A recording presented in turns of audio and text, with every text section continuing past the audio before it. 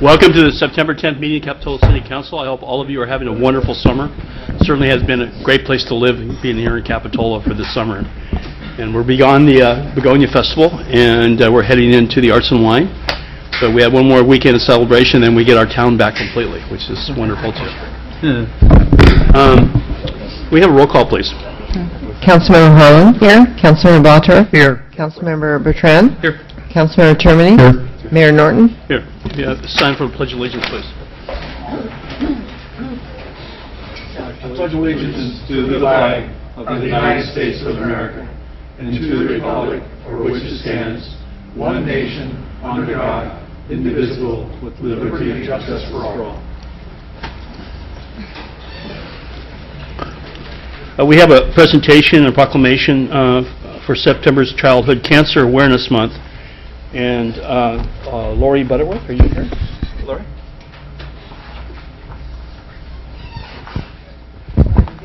Ooh. Hello.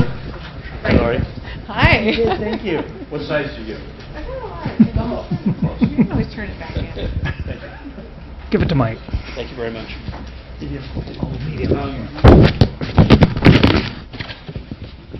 The City of Capitola, through Mayor's proclamation, is honoring Jacob's Heart's Children and Cancer Support Services and proclaiming September Childhood Cancer Awareness Month.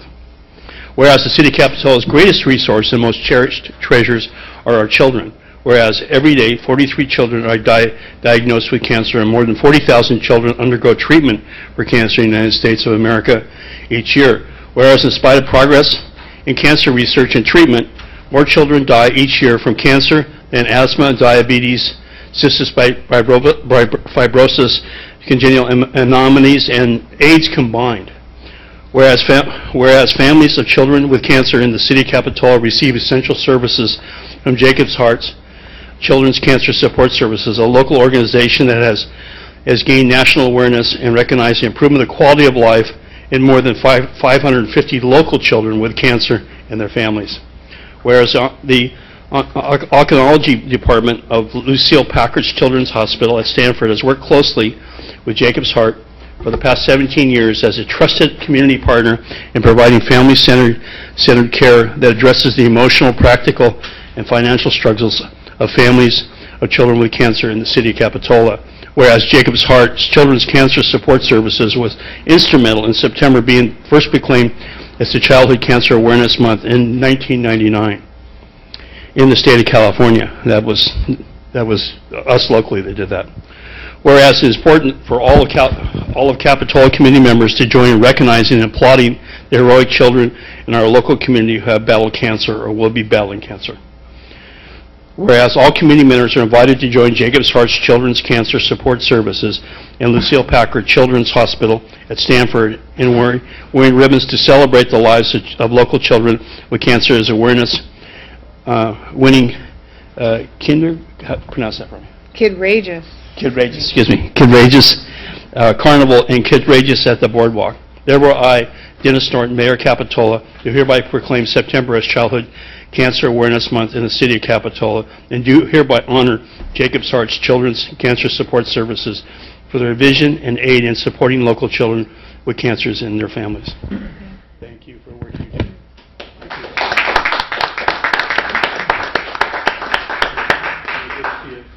And ironically, we have a tobacco issue on our agenda for tonight, too. So. Well, we have a local 5-year-old with cancer, but he never smoked. Let's hope he's never exposed to it. Let's hope he's never exposed to it. Okay, thank you. So, Kidrageous, Thank you. Childhood Cancer Awareness Month, September. Can I talk? Yes, you can. Quickly. Thank you so much. We are a local organization and we have stayed local. And that number has changed since we wrote that, we did this together. It is now 560 children with cancer. And this last week we lost a child, and we have a child from Santa Cruz right now who's in the hospital, and she will probably not make it through the week. It is a serious, serious problem, and it is not getting better, and we are there. And you guys have been so supportive, all of you, over all these years. We could never have done it without this local support and support from the City of Capitola and all the cities around the Santa Cruz area. We are so proud that the first proclamation of Childhood Cancer Awareness Month was done right here. It started in the Harley-Davidson parking lot down on Seabright. Oh, it did? Yeah, and now, President Obama will make a proclamation, and we're very honored to be where it all started. So on this Sunday, Watsonville City Plaza, next Sunday, Boardwalk, and the following Sunday down in Monterey. So thank you. We've got Laura, Kid you know Rangers that the here. city and the people of Capitola have your back. Thank We're you. with you. Thank Got you. it. Okay, I got a ribbon for you. Thank you. And I got a T-shirt for you. Thank We'll you. get T-shirts for all of you. Thank you. And thank you. Thank So you very much, cheers. Lori.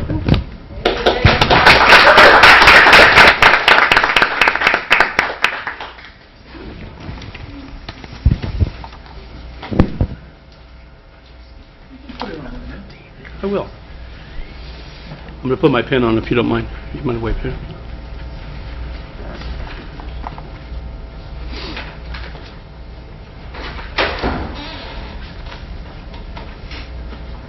We have a report on closed session, please. Yes, thank you, Mayor Norton and members of the City Council. We had 3 items on closed session this evening. First was a potential significant exposure to litigation item involving Patrick and Julie Bernard of 510 Burlingame Avenue. There were 2 liability claims, one of Marge Hansen and second of John Russell. The latter 2 liability claims are on your consent agenda for action this evening. There was no reportable action taken in the closed session. Thank you, Tony. Do we have additional materials to be received? Stu? We did receive communications regarding the ordinance amending the Capital Municipal Code pertaining to prohibitions of smoking in outdoor public places. An email for this item was from the Capitola Village and Wharf Business Improvement Area Advisory Committee, and 2 emails from Mary Ann Scolari and 1 email from Alec Gange, G-A-G-A-G-N-E. Yes, Gage. Okay, Gagne. thank you. Thank you, Sue. Any additions or deletions to the agenda? Staff has no changes.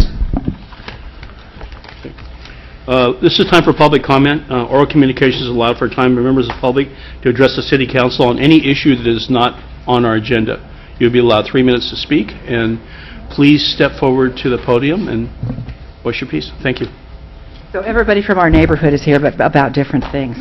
So I said I'd go first. Good evening, council. Good evening, staff. I'm Gail Ortiz, Riverview Drive. I'm going to read my comments tonight because I have several of them, and I'll probably forget one if I don't. I think everybody knows how much I love Capitola. Everybody loves Capitola. People who visit Capitola love it.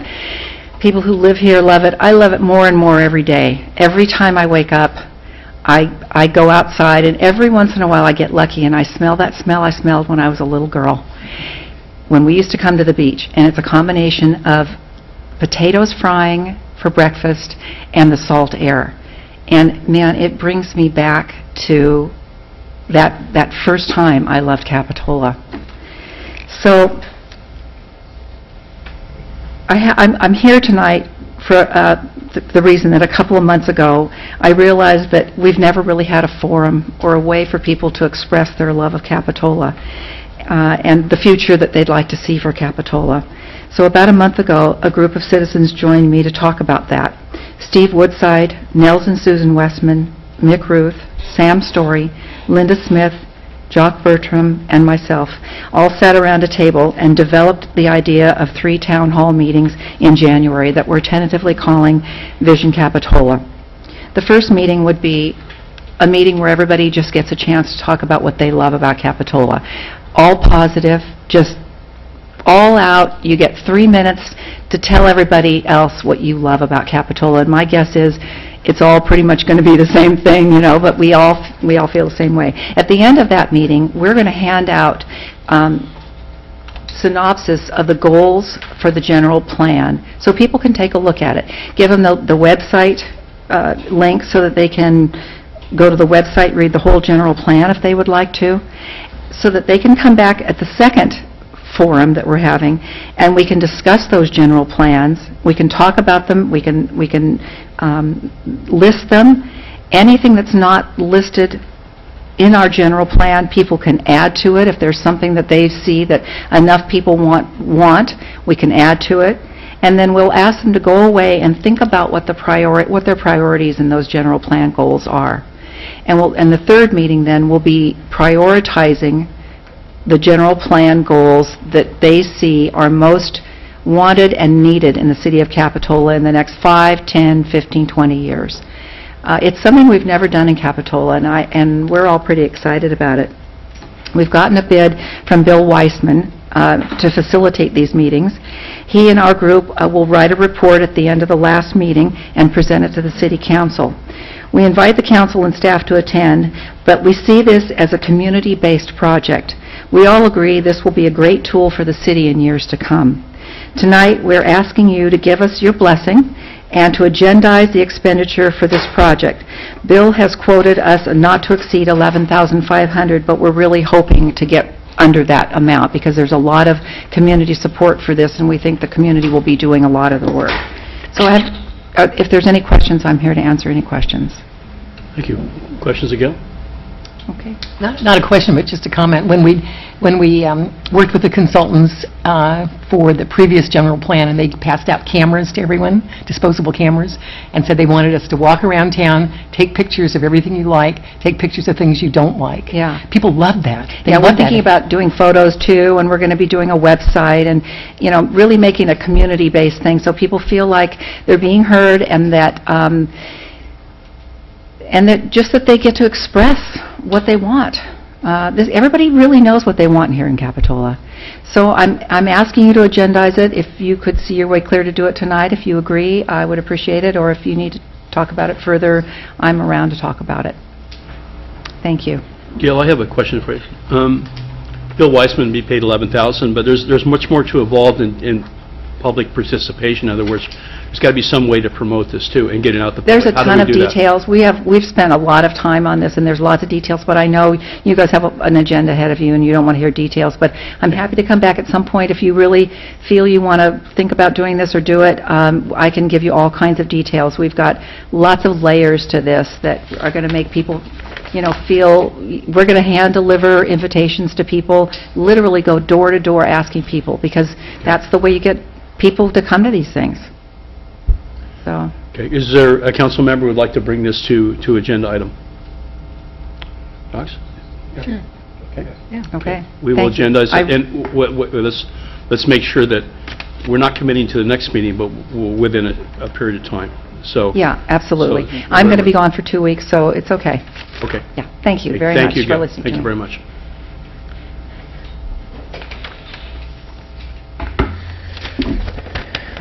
Good evening, I'm Nels Westman. I am a long-term resident of Capitola, and I'm also the current president of the CVRA, which is the Capitola Village Residents Association. In recent months, we have noticed a real jump in the level of interest and participation of residents regarding what is happening in Capitola. Recently, our membership has expanded at the fastest rate since our initial creation in 2008. So I think this is an excellent time to seize on the moment and capitalize on this renewed interest. I personally feel this energy as well. So I hope that you will support Gail's grassroots proposal to gather as much positive community input as we can about what they value about Capitola and where they want to see their city go in the next 5 to 10 years. I know it would be a great resource for you, the City Council, in shaping the future of our community. Thank you. Thank you, Nels.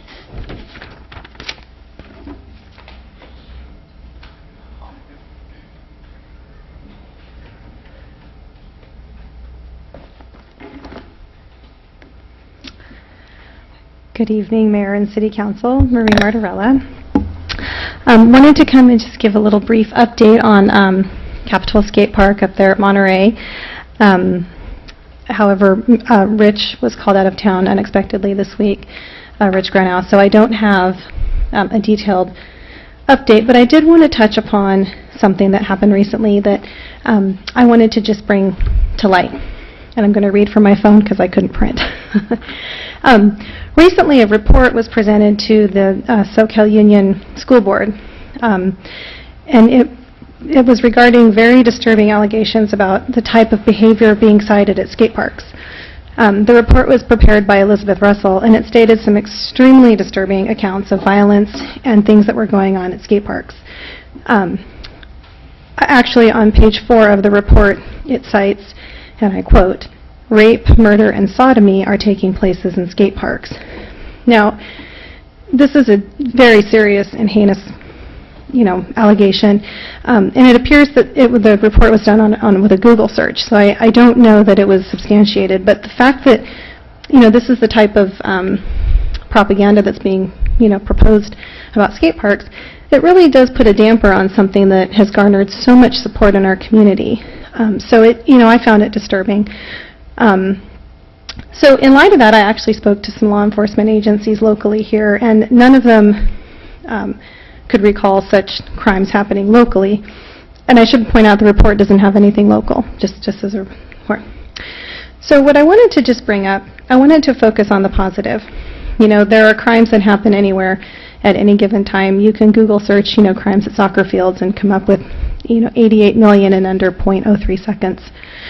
We've had significant support from the Tony Hawk Foundation. We've had significant support from Dreamland.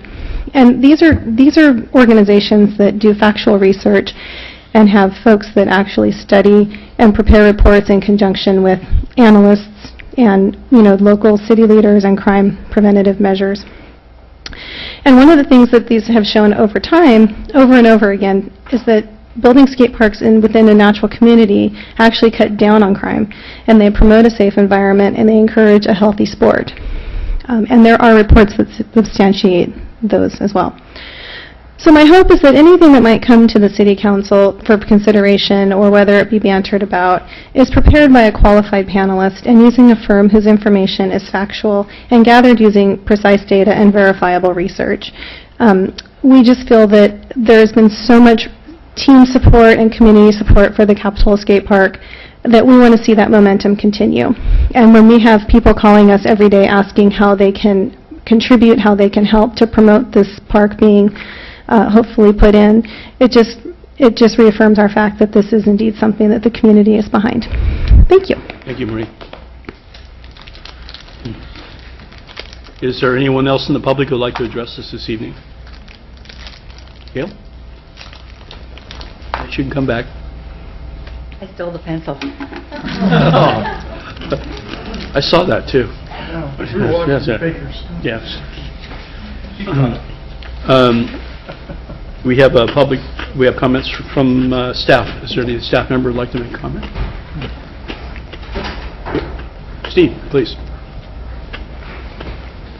Good evening, Council. I just wanted to give you a quick update on some of our capital improvement projects.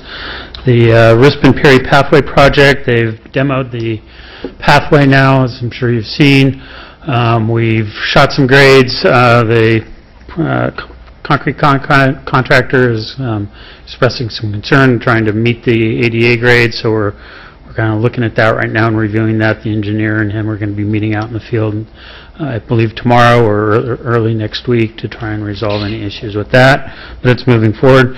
McGregor Park, the remediation plan has been submitted to the county. We came up with a compromise, so we're not paving. Last time we met, we talked about paving everything there to try and cap it. We've found a compromise. We should have tentative approval, verbal approval as it's been put, early, maybe tomorrow, hopefully early next week, which will allow us to kind of finalize things with the contractor, and then it would be a couple more weeks until we have the signed approval and we can proceed at that point. Stockton Esplanade improvements are out to bid right now. We should be starting construction of that late September. And then the Rosedale paving, we did get a bid from the contractor, more reasonable bid, and I'm now working with the county to try and get that work done before that sewer project wraps up. So. Thank you for keeping on top of this, Steve. Sure. Appreciate it. Council. Yes, I have a few. Don't forget this weekend, as if anyone who lives in Capitola can possibly forget, it's Art and Wine Weekend. Do not go out to the Esplanade, have a few drinks Friday night, and decide to leave your car there because they're going to take it away. Do not drive your car anywhere near Stockton Avenue. You don't want to do that this weekend. But do come down and have a good time will be had by all. On Friday night, one of the Art and Cultural Commission's favorite things, Movies on the Beach, Endless Summer 2. Come down and see us.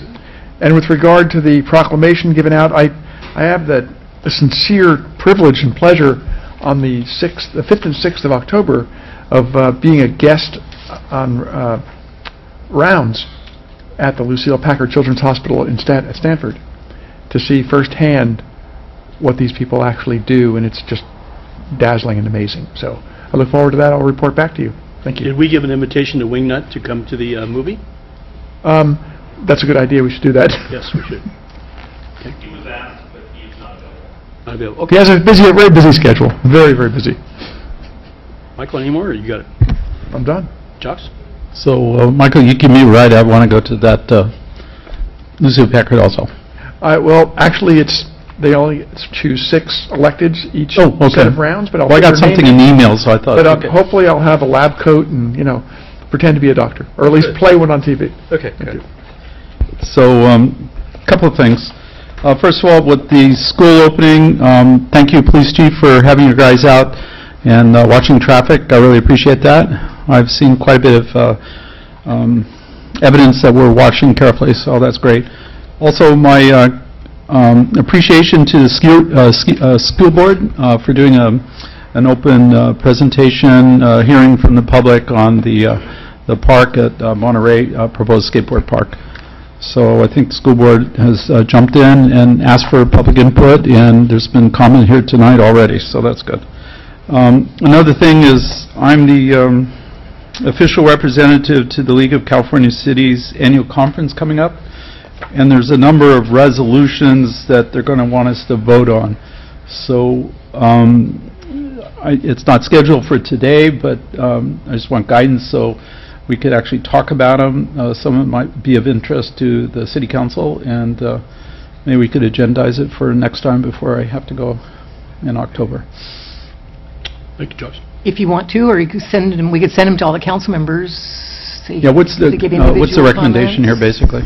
We've done it both ways. We've let the representative vote the way they think the council would approve, and a couple of times we've talked about it. Most of the time we haven't talked about it. But okay. Well, I just want to put it out there because I'm the representative. Here's my suggestion. I did look over the resolutions because, as Councilmember Harlan correctly points out, in the past, sometimes we've brought them forward where council members have asked for guidance, and other times we haven't. When I looked over, they looked like relatively non-controversial issues for the city of Capitola, so I didn't think that they necessarily needed a full council discussion.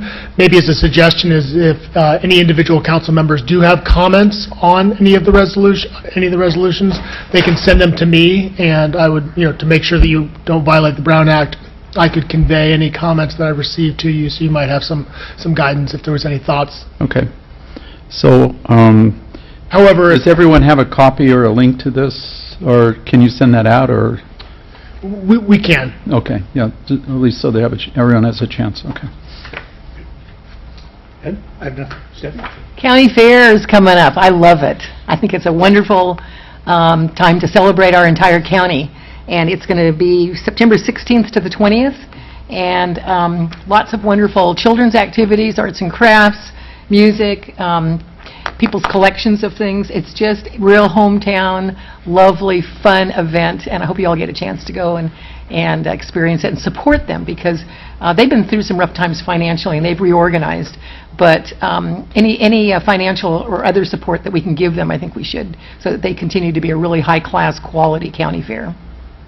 I want to pay honor where honor's due. Rudy Escalante, our police chief, was honored today by the Community Action Board as a community game changer, so he was the honoree today. And so, Rudy, would you stand up and take a bow for us, please?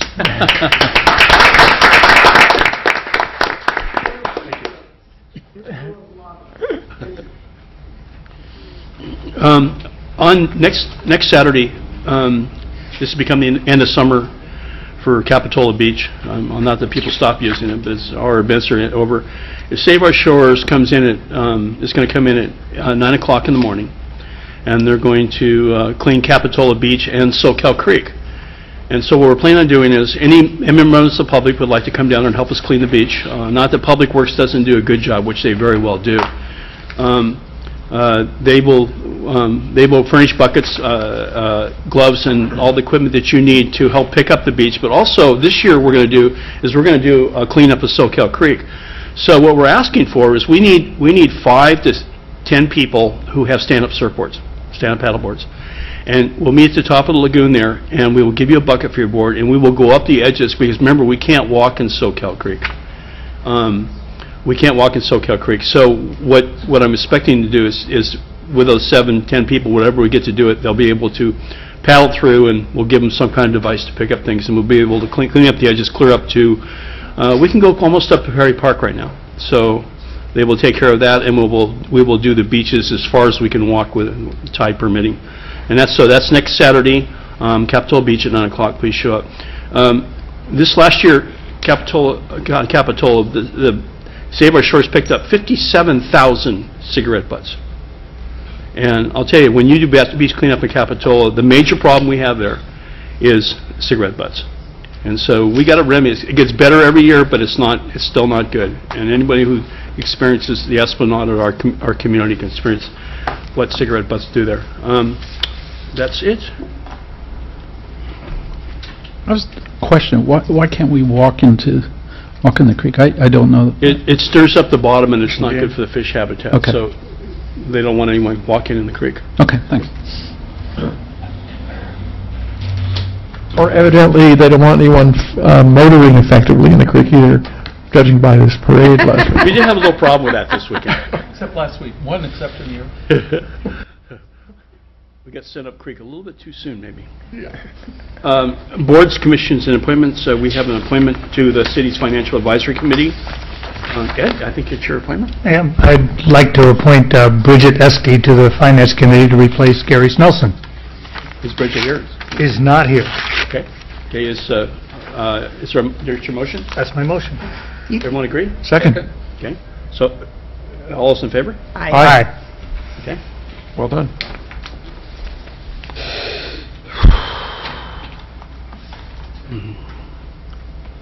We move the consent agenda. Items on the consent agenda will be moved in one motion unless the members of the public or city council pulls this item from the agenda. Is there any member of the public who would like to pull consent item from the agenda? Please step forward. And that's all of item number 9, A, B, C, D. And one of them is consideration amendment for Rainwater Solutions for a rain barrel purchasing program. The other one is denying liability claim and forward to the city's liability carrier. The other one is receiving planning commission action minutes, and the fourth one we consider the August 13th special and regular city council meetings. Larry, are you with us, or are you? Sorry. Again. Motion to approve consent calendar. Second. The motion is second. All those in favor? Aye. So moved. Okay, we move to item 10, which is general government, and the first item in general government would be introduction of an ordinance amending sections 8.38 of the Capitola Municipal Code pertaining to prohibitions on smoking in outdoor public places. Rudy, you going to give a report, please? Mr. Mayor? Yes. Do you want to take it out of order? I mean, the first item A was the library contract. I'm sorry, I already announced this. We'll go back to that. We'll go to that second. We can go back later. Okay. I'm sorry. All same.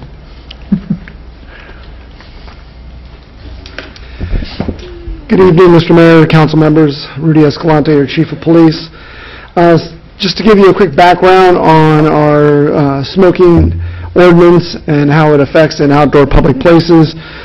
Back in 1994, the council originally adopted the ordinance, and since then they've made several amendments, and the last one, which was in March of 2015 of this year, where the council passed an ordinance establishing regulations specific to electronic cigarettes. The amendments that we've made along the way have been to address smoking in outdoor public places. At its August 13th meeting, the council asked for staff to take a look at expanding the zone, specifically down in the village area. And this is relative to public outdoor, public accessed areas. This is not in regards to any private property regulations, so this is specifically to public areas. The municipal code currently prohibits smoking in outdoor public places in several areas of the city, but in the village itself, it's primarily in the Esplanade right-of-way, Stockton Avenue, and the area between Wharf Road and the Esplanade. There are areas that are absent from the current ordinance, which is San Jose Avenue between Esplanade and Capitola, Lawn Way and Capitola Avenue between Monterey and Stockton. As we know, these areas are heavily traveled by the public, both in vehicles and cars, on foot and on bicycles. And so we also have the adjoining Monterey Bay Sanctuary, we have the creek, so there are a lot of areas there that are accessible by people on foot and on bicycles. So what we did was we looked at a couple of different options for the council to consider. One of them was to keep the ordinance as it is, prohibiting the areas that I described, which, if we wanted to expand it as an option 2, you can see that we've used Stockton Avenue, going up to Capitola Avenue, going east, and then coming down Monterey. That would then include San Jose Avenue and Lawn Way.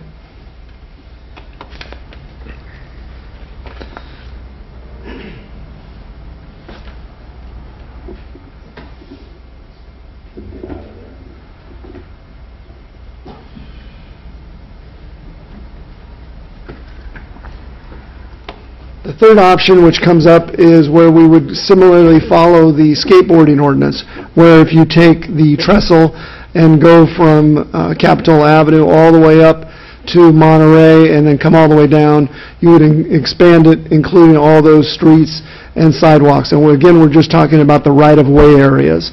We're not talking about any of the private property. And so that would kind of give you a look at this particular picture as to how far it would extend if we followed that blueprint similar to what we have as far as our skateboarding ordinance. Currently, we, at times when we are down in the village, we enforce it as best we can. We try and get as much compliance. It is signed down in that area. Again, we try and respond to it as much as we possibly can. Right now, we are down 3 officers due to injury, so we're not getting down there as much as we can. But when it is available, we do make our rounds through the beach and the village area and address those issues when they come up. So those are the 3 options. One of them is to leave it as is.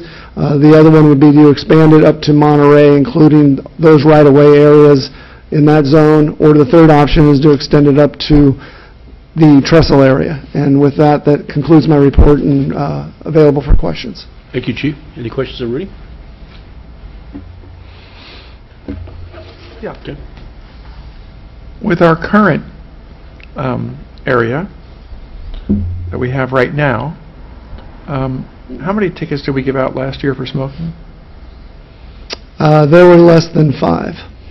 I mean, I would assume there are other things going on besides the smoking, and the smoking ordinance is just a tool to help facilitate good police work. Well, it gives us an opportunity to at least extend the conversation with somebody. We do actually get a lot of compliance when we make contacts with people. We have people on foot down there when we can. We had to remove somebody from that area to fill a position when somebody retired last year. We have 1 vacant position and 3 injured officers. So we are working through those staffing issues as best we can. And we prioritize the high priority calls and making our presence known, especially during the summer. And you do a great job in all that you do, and I don't want to put you on the spot, but from a law enforcement standpoint, municipalities that pass laws that are virtually impossible to enforce, good plan, bad plan, neither way. Again, we use it as an opportunity to have a conversation with people. We look at ordinances as a way to improve our quality of life that are priorities of the community here. And so as those complaints come in, we prioritize them, and we try to address them, and the supervisors do a pretty good job in assigning them their staff to address those concerns, especially around the Esplanade Park. If we have smoking complaints that come in or dog complaints, we do address those and we do respond to those calls. Great. Thank you very much, Chief.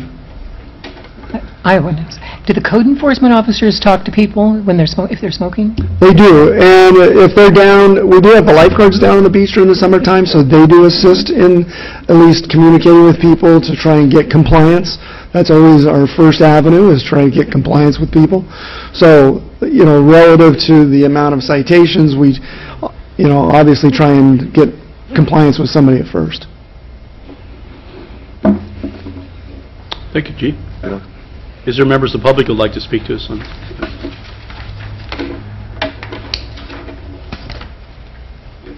Good evening, Karen Hanna. So I sent you that little second email direct to clarify that the BIA stand was for directors who were present at the directors meeting plus directors who emailed in comments. And so we've got some good feedback since then, which I wanted to pass on.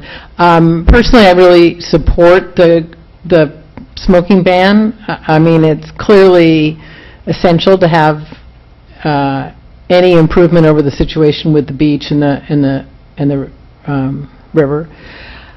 I certainly don't have any brilliant ideas on how to enforce it better or to sign it better, because it's just a really difficult problem.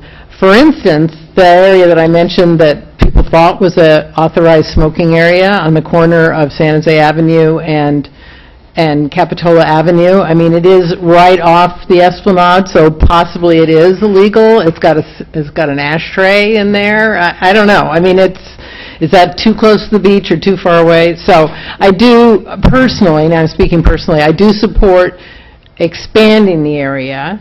I think Capitola Avenue should be on there. I think San Jose Avenue and Lawn Way should be on there.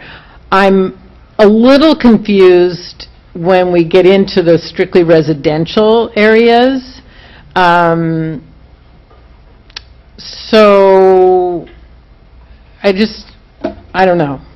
I don't know whether that's just completely futile. You're probably not going to put signs up on Stockton and in Cherry and, back in the neighborhoods. So, I don't know. I think, it's what Mike said. Is that a nuisance ordinance that is a problem? Are we just creating a situation that's absolutely impossible to enforce, or putting a lot of pressure on the citizens to start, bringing in their complaints? I really don't know. So I'm personally not particularly in favor of going back into the residential area in the village, but, it probably wouldn't change things very much. People will probably continue to smoke in the vicinity of the houses that they're renting. But if they're advised that they can't smoke in the house and they can't smoke on the street, I'm not sure that makes it quite as welcoming as we'd like to be. Although luckily there's fewer and fewer smokers. So, and then the other big issue, and I will admit the whole BIA board completely missed the fact that the Venetian was excluded from all of those. So there is actually, Janelle's here, who her family owns a short-term rental in the Venetian, so she can kind of speak to that. But that clearly is becoming a problem area because of people coming in off the beach. And so I don't know if that's a city issue or the homeowners association of the Venetian, but I know that's definitely impacted, and we've got quite a few emails. So that's it. Include Capitola Avenue, San Jose Avenue, and Lawn Way, and I don't know what to say about the rest of it. Thanks. Thank you, Karen.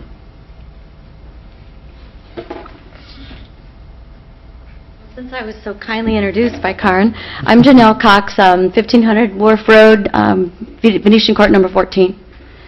So I just had a couple of concerns, and Karen touched on them.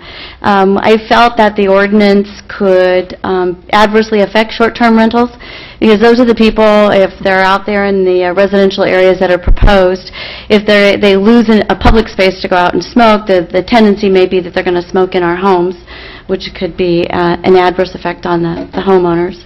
or find another place that's not so very safe for anybody, behind some garbage bin somewhere, maybe cause potential fires. I just felt it would create issues with the short-term rental people who are inconsiderate, some of them. And then the second concern was regarding the effect on the Venetian courts. If you look at all of the prohibited areas, it doesn't encompass Wharf Road. And so what we experience in the Venetians is that people will come into the seawall off the beach and our public sidewalks, you know, it's public, it's open to the public, and will have their cigarettes there on our private property. And so we felt that possibly the smoking ban, or a few of us that have been talking, could be included onto Wharf Road if you're going to expand the smoking area. Otherwise, that whole area becomes like a safe haven. It's an opportunity, there's no place else you can smoke over to the other side of the Esplanade. Well, we'll just come over here by the Venetians, you can smoke over there. We just thought it would be an opportunity for more people to come over there. And I know one of our residents has sent an email to you all requesting maybe start considering a smoking ban that will look at open air private places, so condominium complexes, apartments, multi-units that have public ways. Maybe there needs to be an ordinance out there that addresses smoking, no smoking in those areas too. But for today's considerations, I think the options as they're proposed aren't necessarily a good one for the Venetians in our community, and you may want to consider adding Wharf Road into the ban area. Can I get a read on the Venetian being public property? Because I think the whole Venetian is private property, including what you consider the walkway, is it not? Or It's private. Yeah, our sidewalks are the seawall. Because you have the power to prohibit smoking in that Yes, we entire do. area. I think we need to look at that, because I remember at the time that the work was done on the sewer pumping thing, and that it was dedicated by Venetian Courts as a public walkway, the front part. Anything back in there is, that front walkway there, behind the that seawall? seawall was put in by the city. And so behind the seawall is Yes. public? Is public. We need to get a call on that, because if it's truly public, then I consider it part of the beach. I don't think so. Yeah, let's I get a think call it's on it. private, I yeah. think it's all private. Because But we have it's- insurance to cover the sidewalks out there. Oh. I remember, I was There there may when be it happened. portions of so- it, like you're saying, maybe they did some public improvements. It's the walkway along the front Inquiring beach there. minds want to know. Yeah, because that pumping station Oh, was here part we of go. city project. Steve? But by all means, lobby the HOA to prohibit smoking in the entire facility. It is within your power, because technically, within 50 feet of any doorway or window, Yeah. the state law can prevail, and I don't know that there is a place that is 50 feet from any door or window. I think it's 20, according to the ordinance, 20 feet away. That's ours, I'm talking about the state law. Oh, state? Yeah. And our HOA meets once a year, so as this issue has been escalating, we know we're going to bring it up at our meeting in March, so, Upset. yeah. Thank you. So my take on the Venetian is it's public access, cannot be closed there, but it is private property. So there's like a public access. easement over there, but I think it is under private control. Is there anyone else in the public who'd like to address this? Seeing none, return to council, please. Anyone want to start? Stephanie? I think it's reasonable to expand it to the other streets that were mentioned in the village, but I'm not sure about Lawn Way. Lawn Way is kind of quasi-public-private. I mean, there's a number of homes that are there. Of course, they can smoke on their porch, I guess. There's some benches there, so it makes sense not to have smoking on the benches. So I think, I'm not sure how that would work. If that's should be included or not. I'm not sure if it's a problem there or not. That's the question. Where are the problems that we need to solve? Is it on any particular street, or is it just in general? Well, just for discussion. That's a good point. I'm thinking that expanding the area is a good idea. I'm thinking if we keep it in the right-of-ways, it's consistent with what we're trying to accomplish. We don't want smoking in the village, and those areas, to me, Stockton, San Jose, extension of Monterey and Capitola, especially where there's business frontages, I consider that's part of the village. I share Stephanie's concern with where we lapse or cross into residential. No way do I support any smoking in any non-smoking ordinance in a residential area. I think we just bite off more than we can chew. I think my concern about Long Way, like yours, Stephanie, is that where we have benches is where the smoking's going to occur, and where we isolate areas, we're going to funnel everybody into those areas and create what I think would be a smoking zone. So if I'm okay with the Zone 2 addition, I think we do have to include that portion of Monterey and Long Way also, just to make it consistent. Because otherwise, I think we're just going to create a smoking haven by ignoring that. So that I would be in favor of Zone 2, right-of-way areas and everything that fronts on public property. How about Venetian? And the Venetians is not, I don't see it's in our realm. I think it's public property. I recommend them to go to the HOA and they can pass their own ordinance. Private property. Yeah, private property. I'm not willing to go into private property or any residences at this time. Okay. And Wharf Road? No, it's residential on both sides. There's no commercial frontage there, so, Okay. yeah, not. But there's right-of-way. It's right away. There is, and We already banned the wharf. We banned the wharf now. Yeah. Yeah. Josh?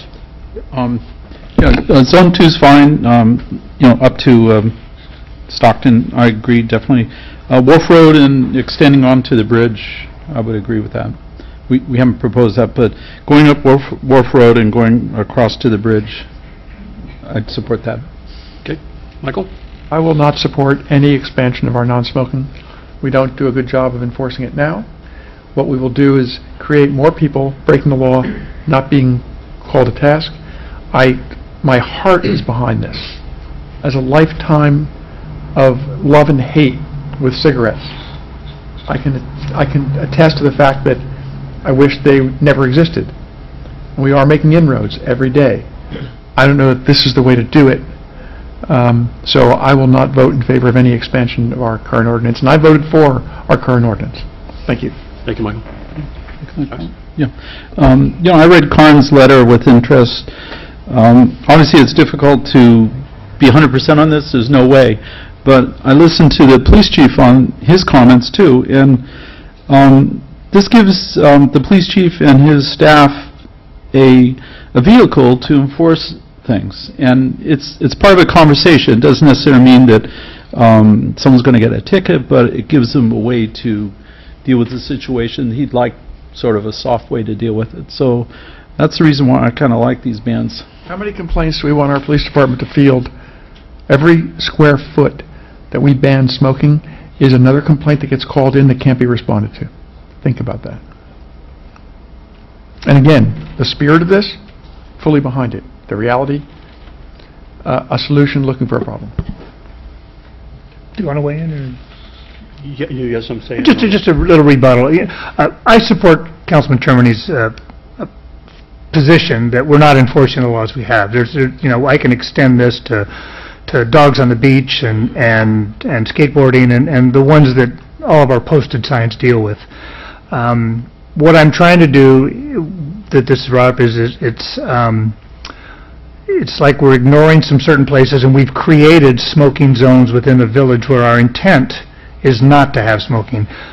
Whether we have a high level of compliance, and like I said, that's not my issue right now.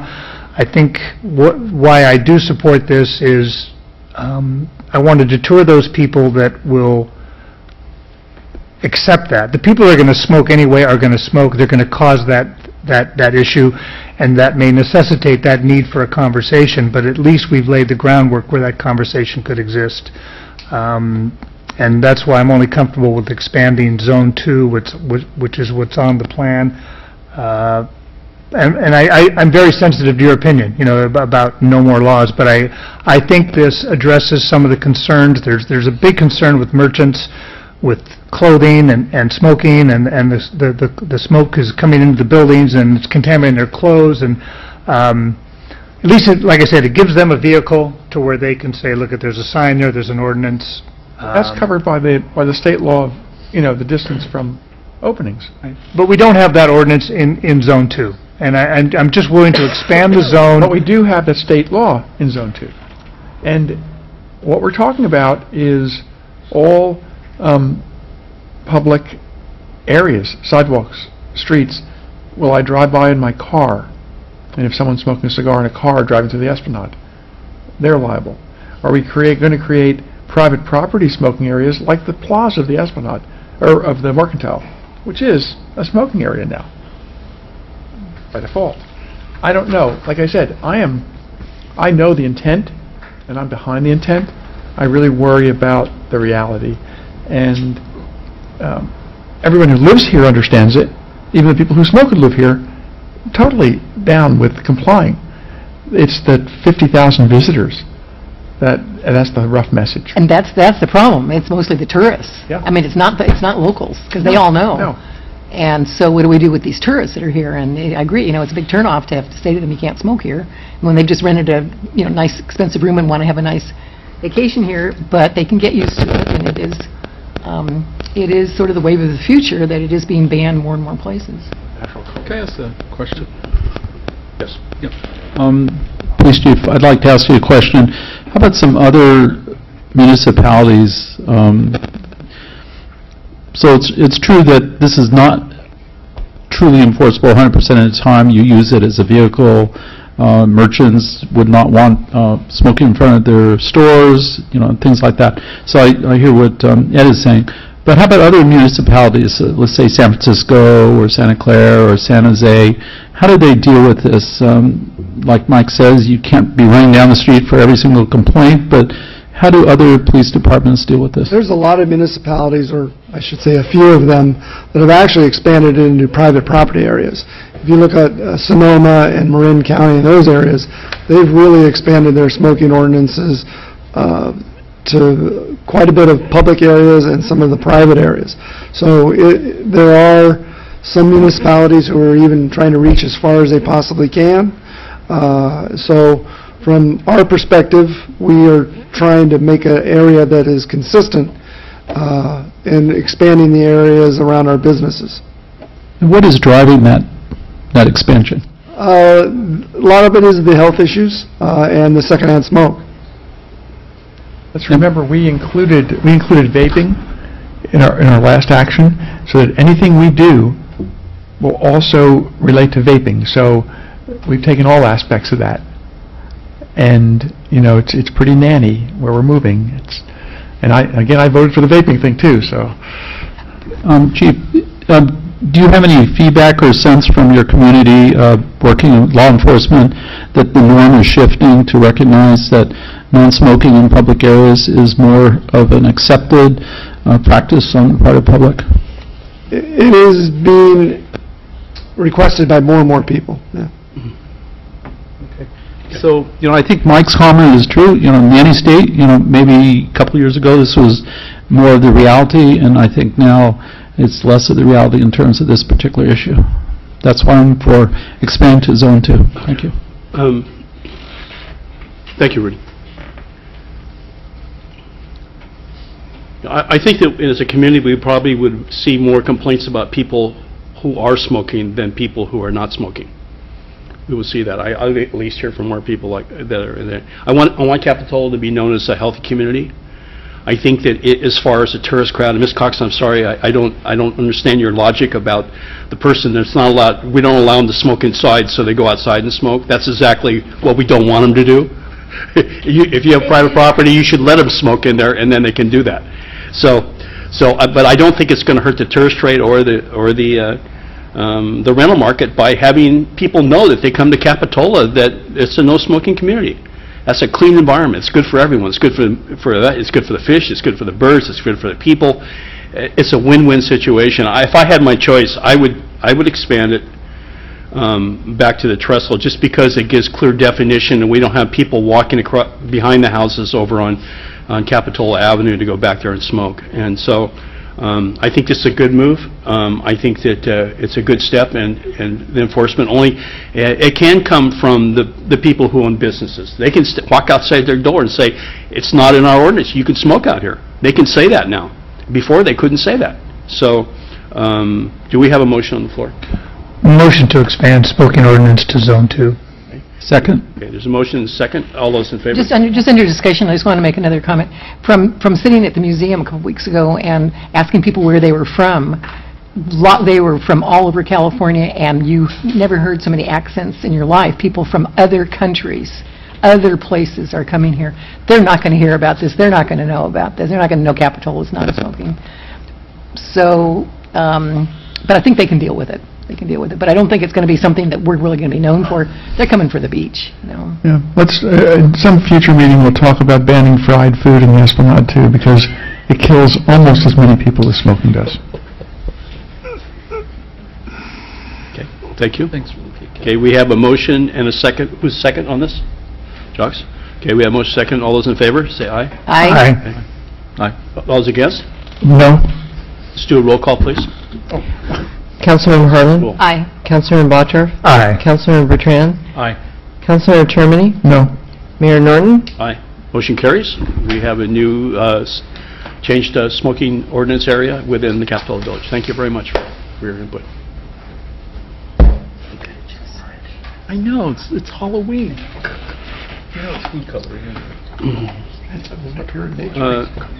We move back to 10A, which is in general government, public hearings. Consider public outreach to solicit community input on the conception of library design and a task order with Anderson Boulay Architects. Jamie?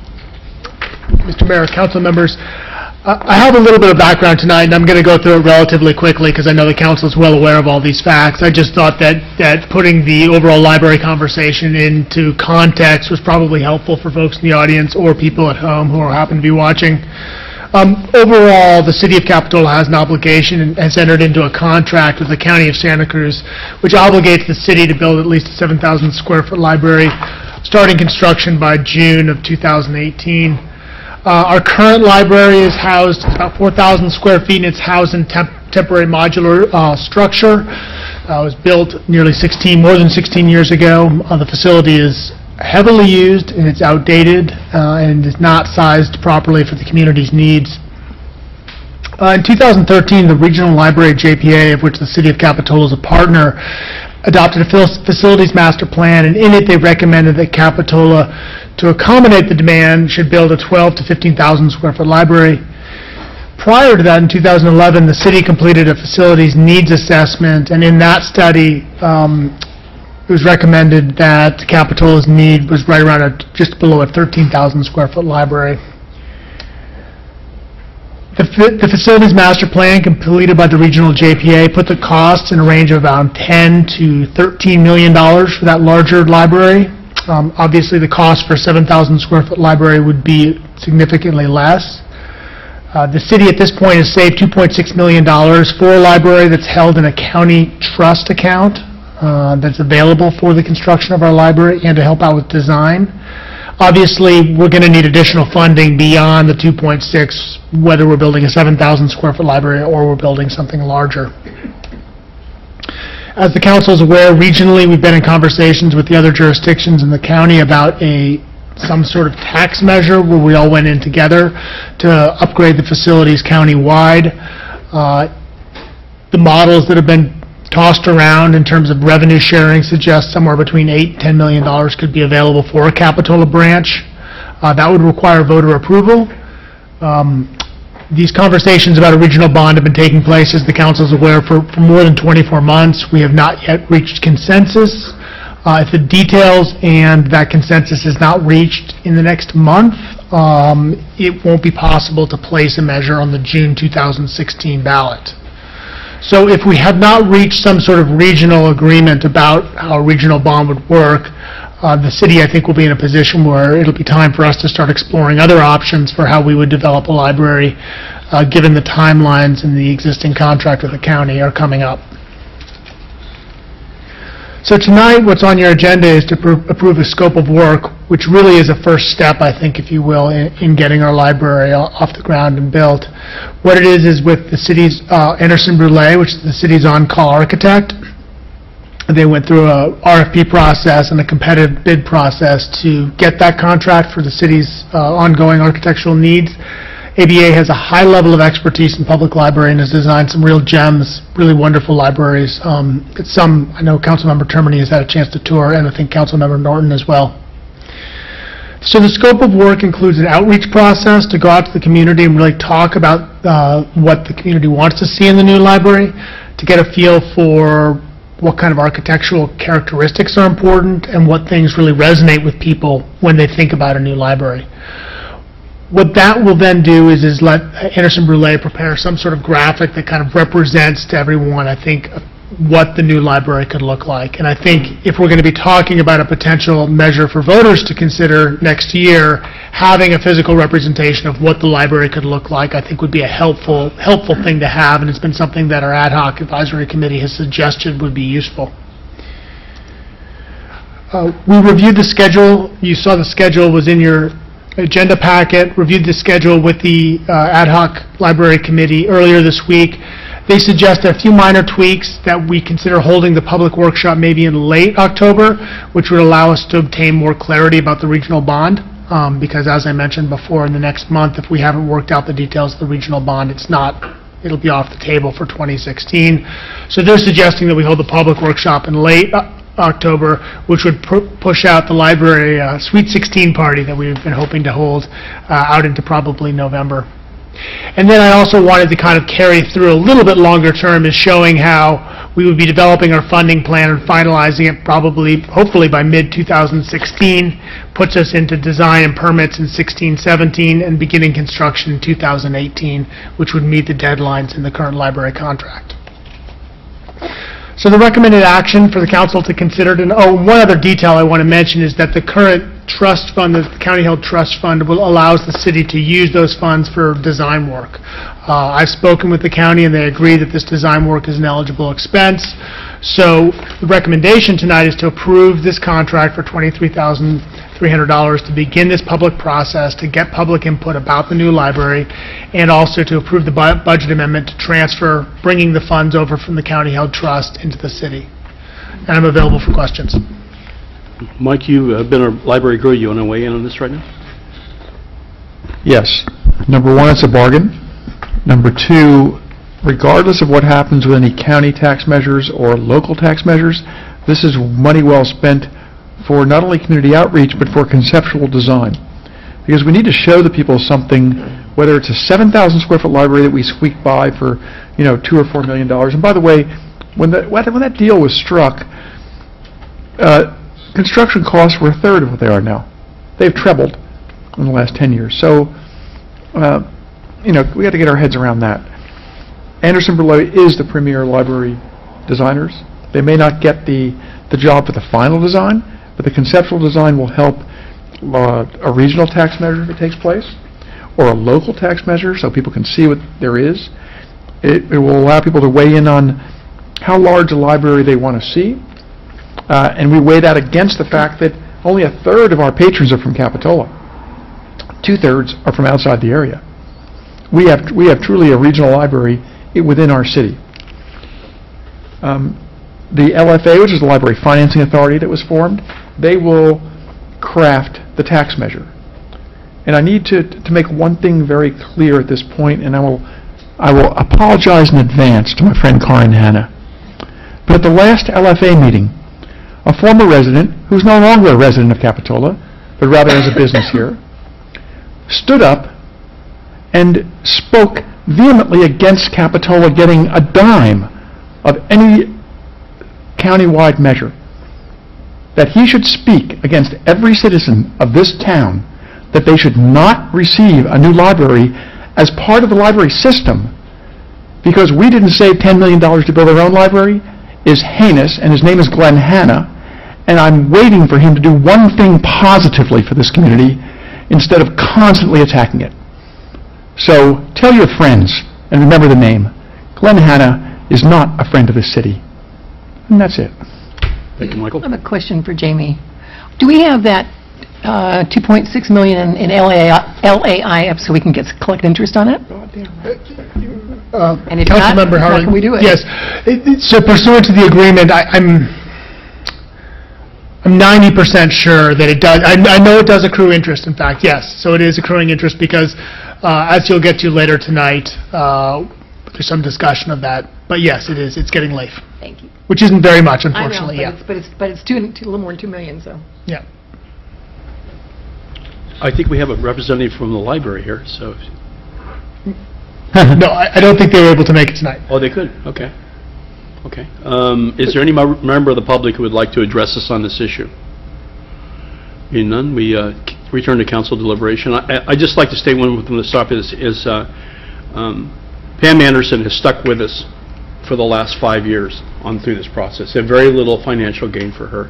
She is a part-time resident of the community, and someday she'll be living within 3 blocks of this library the rest of her life, apparently. So Mike and I did go on the tour of her project, and it was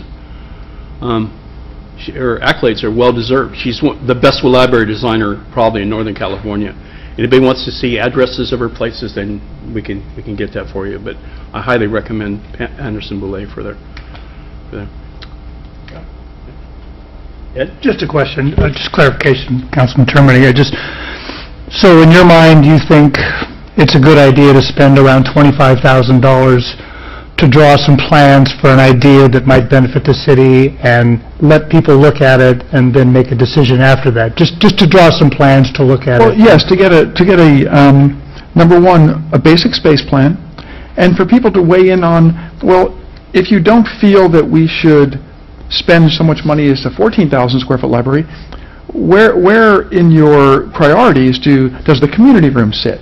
Or does the homework area sit? And how much of a library should we have based on the region and our city? Oddly enough, it's the public outreach that's important to me in the 23,000, but also the rendering. And to be totally frank, a rendering of a beautiful potential library will cause a tax measure to pass or fail. And we're also looking for the community to say to us, we want it to look like a giant beach house, or we want it to look like the Rispin Mansion, or what feels good in the community, because when you build a library, it's there forever. So you want it to reflect the soul of the community. Right, so I guess my point is, $25,000 is not an unreasonable amount of money to spend to draw plans for an idea, so you can have the drawings and present it to the city, and everybody can weigh in on whether Yes, it's not at all very conceptually, because, as Dennis will attest, true construction documents for a project like this are easily $500,000. Right. This is a drop in the bucket for this kind of a program. Right, great. Thank you for those comments. And the other interesting thing is that we can ask them to design something that if we decide that we can't afford something that's that large, that they can add on to later. Oh, That they can do a basic building and then say, if and when we can find another $4 million in the future to build another whatever kind of room that we need, that would be an important part of this Which is why the priorities are important, because perhaps an 8,000 square foot or 10,000 square foot library where the community room comes several years later.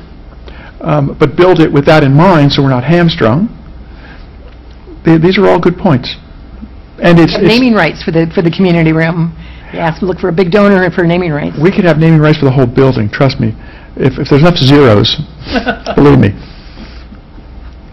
Enough zeros. Yeah, it could be it could be the Starbucks building. Ooh. Hey, what can I say? Everybody okay? Motion on the floor? I'll move the staff recommendation. Second. Okay. Stephanie, second. All those in favor? Aye. So carried.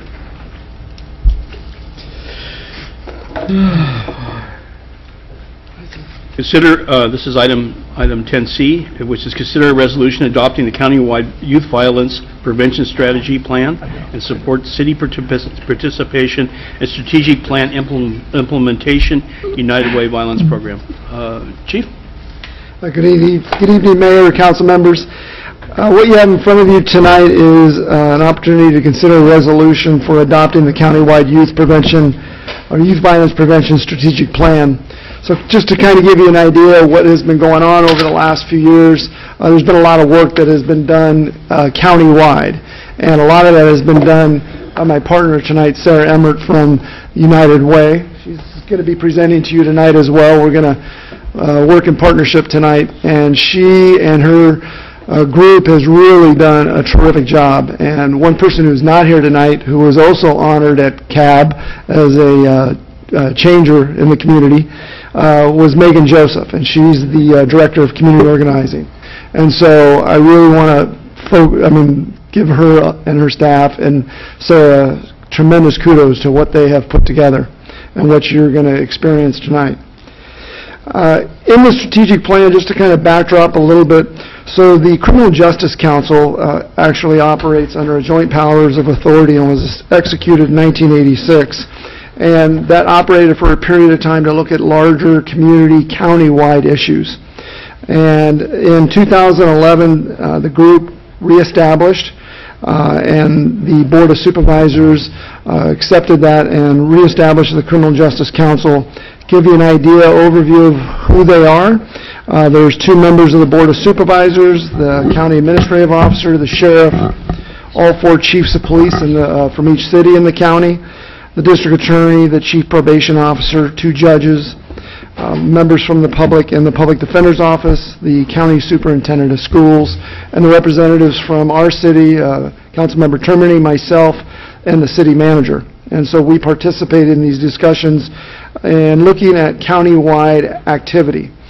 And back in 2012, the council, the CJC, formed the Youth Violence Prevention Task Force, and the purpose was to better understand the problem of youth violence and its potential solutions. It was created based upon a clear need for better alignment, coordination, and understanding of all the efforts that are currently going underway in Santa Cruz County. And the community was trying to find how we can bring all these resources together, understand the problem better, and bring better solutions. The nice thing about this plan was we got youth involved. The plan was the report was involving targeted age groups from the age of 10 to 24. They reached out to over 200 stakeholders. The task force, we hired on Applied Survey Research. It was more of looking at garnering quantitative and qualitative data surrounding youth violence and its causes. As you know, youth violence has no boundaries. It doesn't matter where somebody resides, people can clash. It has no limits as to where it can affect the community. And so having a collaborative approach as to solving possible, or at least identifying solutions and what those problems were, we needed to get all those stakeholders involved. We needed to get all the agencies together. In 2013, there was actually a youth summit that was held at the Coconut Grove. That was called Turning the Curve on Youth Violence. It was a great, great day. It was an 8-hour summit specifically designed around how can we as a county address youth violence. So from all that hard work, which Sarah is going to get into and show you exactly what it was that was developed, we were able to approve a strategic plan back in March of this year. All the other municipalities have seen this plan, and they have approved a resolution to adopt this plan. Just to give you some ideas what the police department and the city of Capitola is doing in regards to youth violence, and this is all part of the plan, so it's good to know that we are actually doing stuff already. One of them is we participate in BASTA. We attend meetings in North County. We have a juvenile diversion program here where minor offenses are diverted through the police department rather than going in the probation department. We average about 17 to 20 youth every year. So far this year we had 7, but school starts and we usually pick up a few more clients at that time. We have our police chaplains who are involved in youth activities as far as trying to steer them away from criminal activity. Our youth employment activities, we've got several businesses here that are great places to start youth in job activities. We also have our summer recreational programs. We have our National Night Out, and the police department has an Explorer program to try and attract kids from our area who might have an interest in the criminal justice field and or employment. So we actually do a lot of work around some of the goals of the strategic plan, and so now I'm going to turn it over to Sarah so she can actually get into the nuts and bolts of it. Great. Thank you, Chief Escalante.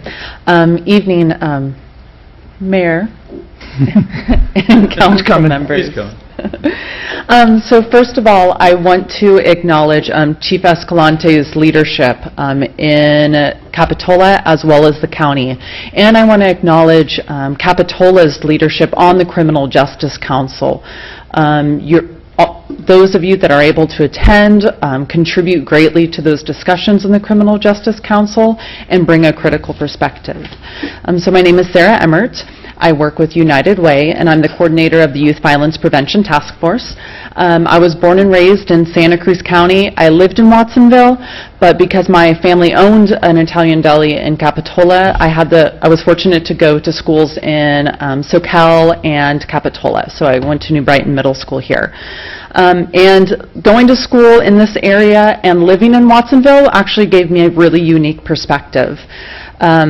I was able to see what happens in a community to youth to grow up in a social environment that really shapes one's life outcomes, to grow up with additional barriers like poverty or lack of employment opportunities.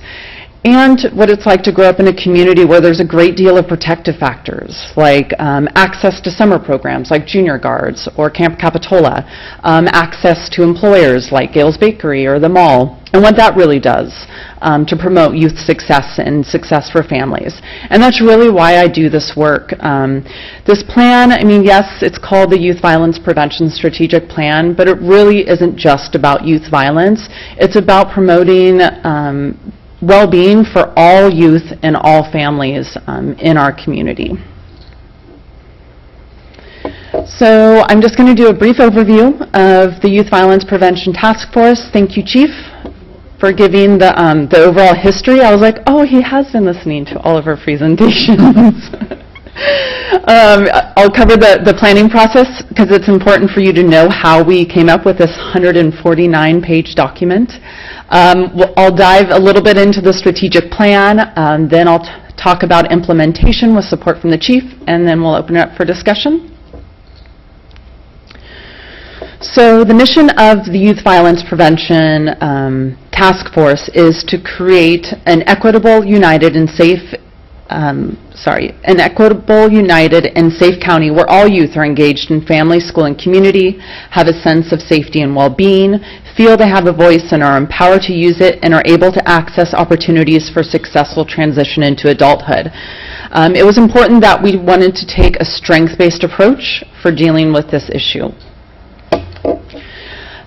As the Chief indicated, we are a task force of the Criminal Justice Council. We have a county-wide steering committee. And then throughout the planning process, there was 3 work groups, so 3 focus areas: youth, which also includes schools, families, and neighborhoods. We also have a process team, which is kind of like a design or leadership team that is led by the Chief of Probation, Fernando Geraldo, United Way, Megan Joseph, and myself, and then the leadership of Applied Survey Research. We had the countywide steering committee was comprised of representatives from across the county, ranging from elected officials, justice representatives, community-based organizations, and youth. We wanted our strategic planning process and this plan to really be data-driven. So it wasn't just about anecdotal stories, but what's really going on in our community, looking at over 60 indicators through our community assessment process of risk and protective factors. We wanted to look at things like youth employment or access to services, youth reporting having good positive relationships with adults in their community, and of course traditional violence data like arrest rates, gang activity, and so forth. Then we embarked in a 1.5 years of strategic planning, and we begun actual implementation in April of this year. We knew that if we wanted to have success with the strategic plan, we had to focus on a specific age range. The Center for Disease Control, as well as the Office of Juvenile Justice Delinquency Prevention, shows that ages 10 to 24 are the most at risk for either being victims of or perpetrators of violence. And so we chose to focus on youth ages 10 to 17 and young adults ages 18 to 24. We engaged actually over 300 people throughout the strategic planning process, whether it was in our work groups or whether it was coming to community events. Thank you, Councilmember Bertrand, for coming to so many of our events. The representation ranged from community members to service providers, those in education, health, justice, government, and more. We realized that not everybody can come to our community events or our work groups, so we went to them. We conducted focus groups with community members that aren't typically heard from. So families, migrant ed families, families whose students are not going to school or in the juvenile justice system, youth at the juvenile hall. In English and in Spanish, we conducted those. We did over 60 stakeholder interviews. Capitola was definitely represented. I personally interviewed former Mayor Sam Story. We did ride-alongs with police departments and did countywide online educational surveys. We really wanted to gain as much information as we could in regards to what are the barriers to success for families and youth, and then what are the strengths, because we knew that we wanted to know what's really working in our county. So as I mentioned, we have 3 focus areas, and of course one of them is youth. And at this time, does everybody have an executive summary? If you want to open it up, just so I can show you where all of our strategies are located as we're going through this. In the top row, those are our strategies for youth. In the middle row, those are our strategies for the family focus area. And the bottom one is for our neighborhood focus area. So for promoting positive child and youth development, we had 4 results or goal areas that we really wanted to focus on.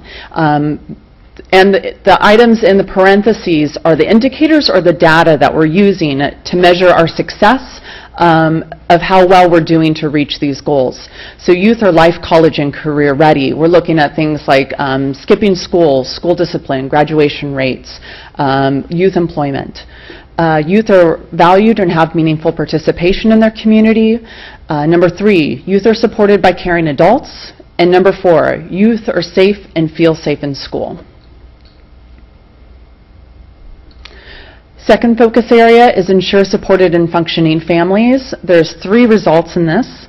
Number 1, families are connected, engaged, and valued. Number 2, all families have social emotional well-being. And number 3, all families are equitably supported by the community. And the last focus area, foster safe and vibrant neighborhoods, has some of the traditional really goals, data, and strategies that you would think would be in a youth violence prevention strategic plan, and it has some really innovative goal areas and data and strategies. So number 1, the community is safe and thriving. And so we're looking at things like young adult and youth arrest rates, gang activity, and homicide. But then the second one, the community is culturally and racially aware and responsive, looks at proportionality of arrest rates and youth on probation to that in the community. And that really allows us to get at issues of equity or issues of unequal access to resources in our community. So how did we get all of our 89 strategies in the plan? I'm telling you, it's holistic and it's comprehensive. We were committed to that. So we knew that we wanted to take a public health approach, look at issues, strategies for prevention, intervention, and suppression. We needed all 3 of those. We wanted something that was data-driven, based on local needs. We knew we don't want to reinvent the wheel. We want to leverage what's working here in our community throughout the county. We knew we had to integrate recommendations of those with lived experience, so whether it's youth at the juvenile hall or chiefs of police, we needed to hear from them. And there's a gap between where we want to be and where we are now throughout the county. So we identified best practices. What does the research say will help us address these issues? And lastly, we had to make some programmatic recommendations and programmatic strategies, but we also wanted to address systems and policies and capacity building as well. just some of the strategies that have really risen to the top. And I do want to point out that Capitola has a lot of strengths. Capitola, as Chief Escalante mentioned, is already doing much of the strategies that are recommended in the plan. So multidisciplinary collaborations like BOSTA, the Criminal Justice Council, family activities, in the village or in the parks, youth employment through Gale's Bakery or the mall. And there's also some additional strategies like trauma-informed care in the schools or school climate to address bullying. Early intervention and identification of gang-involved youth, as well as others. And I do want to point out, my son just started at New Brighton Middle School, and he is so happy to start this new school. And he has also expressed that there's some, kids and families that he has concerns about, and so we know that there's still needs in our community here. Implementation. So this is the part that folks during the planning process wanted to get to immediately, right? Because we immediately wanted to jump into action. And so we broke down so many silos throughout the strategic planning process. Geographic silos in our community, as well as silos across sectors. Folks came together to work at the table throughout this planning process that haven't worked together in the past, or maybe have had oppositional perspectives on how we should address this issue. And so we're committed to maintaining that way of engaging the community and keeping those silos down. So we have a county-wide steering committee to maintain that county-wide approach for implementation. In Watsonville, there's the Watsonville Mayor's Youth Violence Prevention Initiative. We started implementing there in April. And they have 3 work groups, so youth, family, neighborhoods. In Santa Cruz, it's going to be Santa Cruz City, Live Oak, and Davenport. That's under the leadership of Mayor Don Lane, as well as county supervisors Coonerty and Leopold. And that actually, we just had our first kickoff meeting yesterday. And then for the rest of the jurisdictions, so Capitola, Soquel, Aptos, SLV, Scotts Valley, due to the resources that we currently have and the capacity, we have committed to convening initial meetings with leaders and stakeholders in those jurisdictions to discuss how would implementation look like in the city of Capitola or the city of Scotts Valley. Some of the next steps also is we've been presenting to the various school boards. So up next on the list is a local school board here to request endorsement. So far, the County Office of Education, Board of Trustees, and SLV Board of Trustees has endorsed the plan.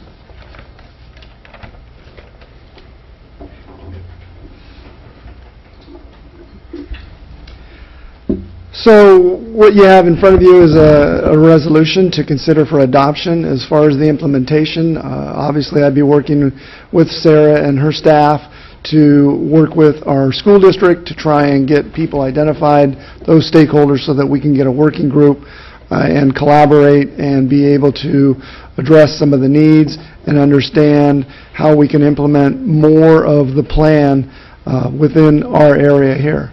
And with that, we're available for questions. Questions, Michael? Well, first, I'll move the endorsement. Second. And then I have 2 things. Number 1, from your brochure.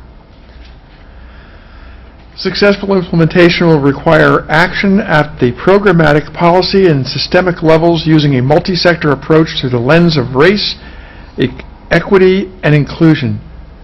It sounds like the devil himself in charge of MBA consultants. Get real. Second, start doing something. There's a point at which you can study and collaborate and strategize yourself out of business. Do something. Thank you. Yeah, I definitely support endorsement, and I look forward to working with the task force in a very active way. There's a lot of things here, and I think you will be accomplishing things. I see the groundwork for doing that. One thing that is of interest to me, and since you're here, I'd like to ask a question about it. One of the issues right now for youth is really hidden. A lot of youth act out. You don't know that they're the ones that are going to do something. And so this talks about mental health, and this talks about public health, the junction between that. Has this task force addressed that besides mentioning it in terms of some programmatic, some programs that, are at least in the planning stage? I mean, it's a very critical element right now, I think, in this society. Yeah, so I'll respond, and then perhaps you have something to add. So in regards to really engaging with youth and seeing those early signs, so schools play a major role in really catching youth and having referrals for that type of stuff. And so out of those 89 strategies, 60% of them are school-based or require a school partnership to maximize impact. So we're definitely going to be working with the schools to implement the strategic plan. And we are partnering up with other initiatives that are addressing issues like substance use disorder or mental health issues. And the Criminal Justice Council is going to be embarking on a similar plan to look at mental health and behavioral health issues in our community. Okay. Because I probably wouldn't, on my own, recognize a lot of things, My daughter's just whatever, or her friends or whatever, but it could be more serious than that. So training even for parents. One of the commitments that the County Chiefs Association has made in regards to mental health is to try and get every sworn officer trained in CIT, which is critical incident training, so that it's a 40-hour course. We are partnering with mental health on that so that we can address and have officers trained to recognize certain mental illnesses and be able to adjust in handling those situations. So that's something that is coming forward as well. Want to go first? I served on the Criminal Justice Council for many years, and I really, really enjoyed it back when Bud Frank was the executive director. I believe he might have been the first. And it was a wonderful, wonderful collaboration. It was like, only in Santa Cruz County can everybody get together who's involved with something, talk to each other, and try to figure out how to solve problems or deal with, difficult issues. It was just absolutely remarkable. And at that time, we applied for some grants together. They were they were stronger rather than jurisdictions applying for grants to apply for them together. So that was really wonderful. One of the things we worked on at the time that we might want to consider again is youth curfew. We have one in Capitola. It works well. If an officer sees a kid out at 1 o'clock in the morning, they're taken home. Or they're asked, are you going to work or are you coming from work? We don't tolerate that. And that has made a huge difference. And we tried to get that county-wide passed.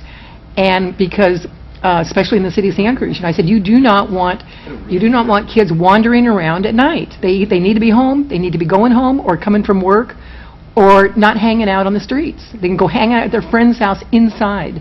But we couldn't get that through. And I really feel strongly that, that's another one. Well, how do you enforce it? But, we don't have enough sheriffs. Then let's hire some more sheriffs for the unincorporated area, so that in Live Oak, there's, quite a bit of youth activity in Live Oak sometimes, that, they could work on that, and the officers could work on that. But and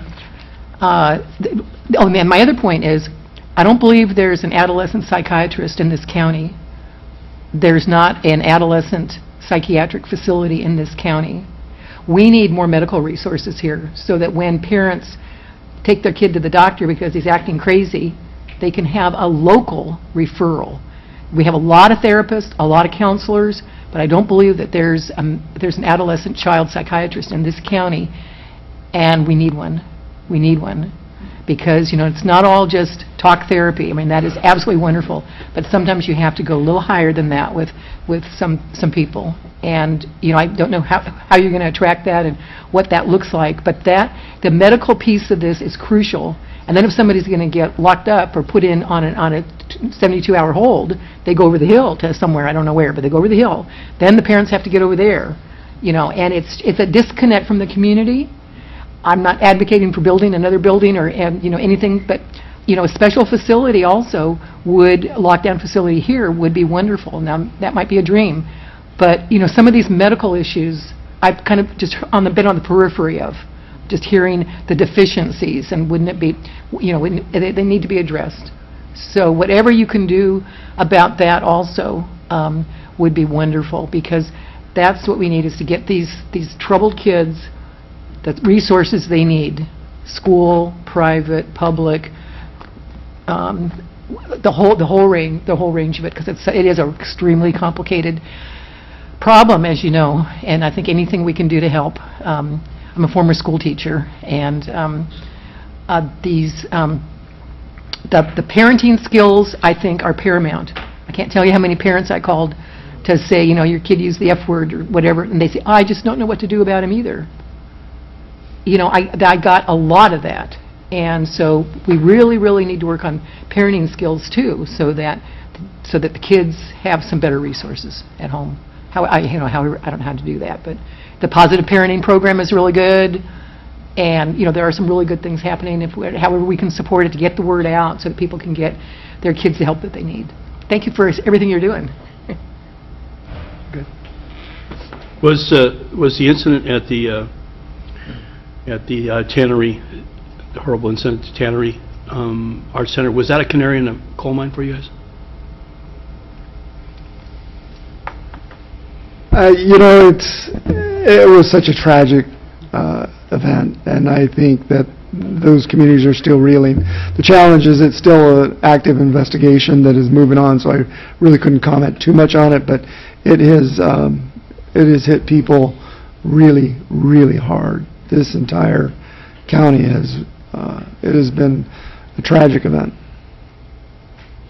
In the presentation tonight, you went through a section where it talks about community involvement with the kids that are in the community, and that's my first thought, was that, that if anywhere you would think would be a tight community and there'd be parents' participation within the raising their children, seeing that, it may have been there, and maybe there isn't a perfect cure for this type of thing, but going back to mental health facilities, that's certainly, as Stephanie said, is a lacking point in here. One other point to make on it is, in this county, I think there's less than 8 beds for youth who are addicted to drugs. Okay. Josh? I just want to comment on, not necessarily about any recent things that anyone listening tonight, anyone in this room knows about, but there's been enough that, I talk to people here in the city, and one or the other comes up, and it's almost a disquieting emotion that you feel. And I think where it hits us is, if anything in this life represents hope, it's our youth. So when something like this comes up, it's this kind of effort that we as a society have to do. We all want hope, and we all want to keep that alive. So we have a motion to approve the resolution. Is there a second to this motion? Stephanie seconded. Okay, we have a motion and a second. All those in favor? Aye. Sarah Emmert, thank you very much for joining us. Thank you. Thank you. Okay, we move to item D, which is consideration of a resolution approving the final map for Surf and Sand Mobile Home Park subdivision. I'm going to get angry at this one. Continue from the August 13th City Council meeting. Staff, please. I'm not happy. Good evening, Council. Just a very quick recap. On August 8th of 2013, Council approved the tentative map for the subdivision of the Surf and Sand Mobile Home Park. They submitted the final map for review by the city in May of this year. The staff has reviewed it and believe it is consistent with the approved tentative map. On the last council meeting, the council continued final map approval, and they directed staff to contact the California Bureau of Real Estate and the utility companies to notify them of the subdivision over concerns of the condition of the infrastructure of the park. So Community Development Director Gruno has reached out to these agencies. I'll recap their kind of responses at this point. The Bureau of Real Estate does require that mobile home subdividers provide all utilities, but they do not assess the condition of those when they approve it. They just have to certify that they are available, and but they don't go out and inspect them at all. Santa Cruz County Sanitation District does not maintain any of the facilities within the park itself. They only maintain them out in the public streets, so their involvement would be limited to the connections to the public main and would not get too involved in the condition of the on-site facilities. It's typical, like in a house, your lateral is your responsibility to maintain, so that would be the property owners. Soquel Creek said if the subdivision did go through, they would require the property owner to install separate water meters to each lot, and as any necessary improvements to provide those meters. And Pacific Gas and Electric said any deficiencies within the park would be responsibility of the property owner, but they would not require any improvements. The Community Development Director also spoke with the property owner or their representative, and they've indicated at this point they do not intend to start selling off the lots. They intended to keep it as a single ownership into the foreseeable future. At this point, they're filing the map just to protect themselves before the tentative map approves, so they have no active plans to. They've actually are trying to work with the recorder's office and the auditor's office to not create new parcels, just to have the map on file. I don't know how that's going to work, but so their intent at this point is not to actively sell off individual parcels within the park. So that brings us to where we are now. The Subdivision Act does require the city final approval if it meets substantial conformance with the tentative map, and as I said before, staff has gone through the tentative map conditions and believe the final map is consistent with that. Question, Steve. Yours or Rich's discussion with the Reeds, is their intention to put to do the improvements on the property, or they say one way or the other? They said they are looking to do those improvements and continue to look for funding for that through grants and other resources. They didn't make, the emails I saw didn't make any commitments to doing them within a certain time. They alleged that they needed to do them before they sold off the property, that the Department of Real Estate would require that.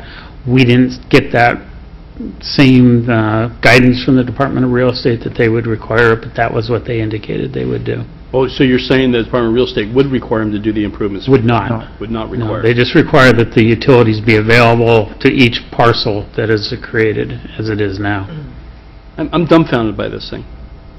No other land use jurisdiction would, in the state of California, probably in the United States, would allow somebody to do a subdivision and not require them to put in adequate utilities and services to those lots.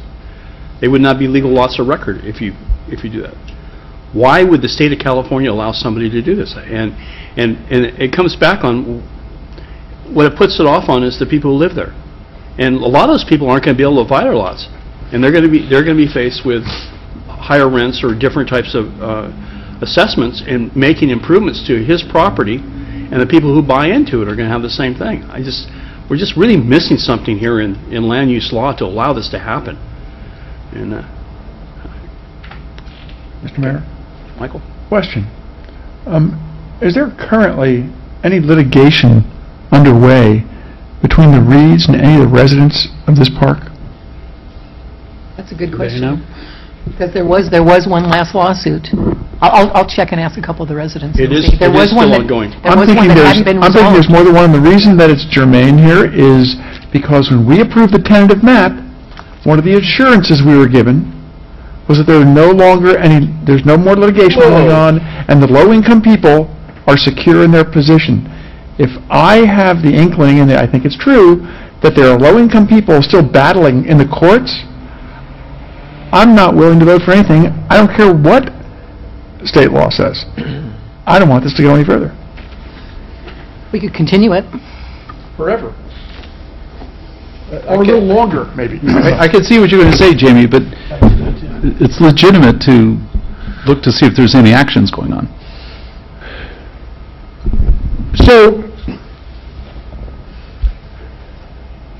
there's two options tonight. You can either approve the map or you can not approve the map. Under state law, the next step is that the city clerk is bound to approve the map.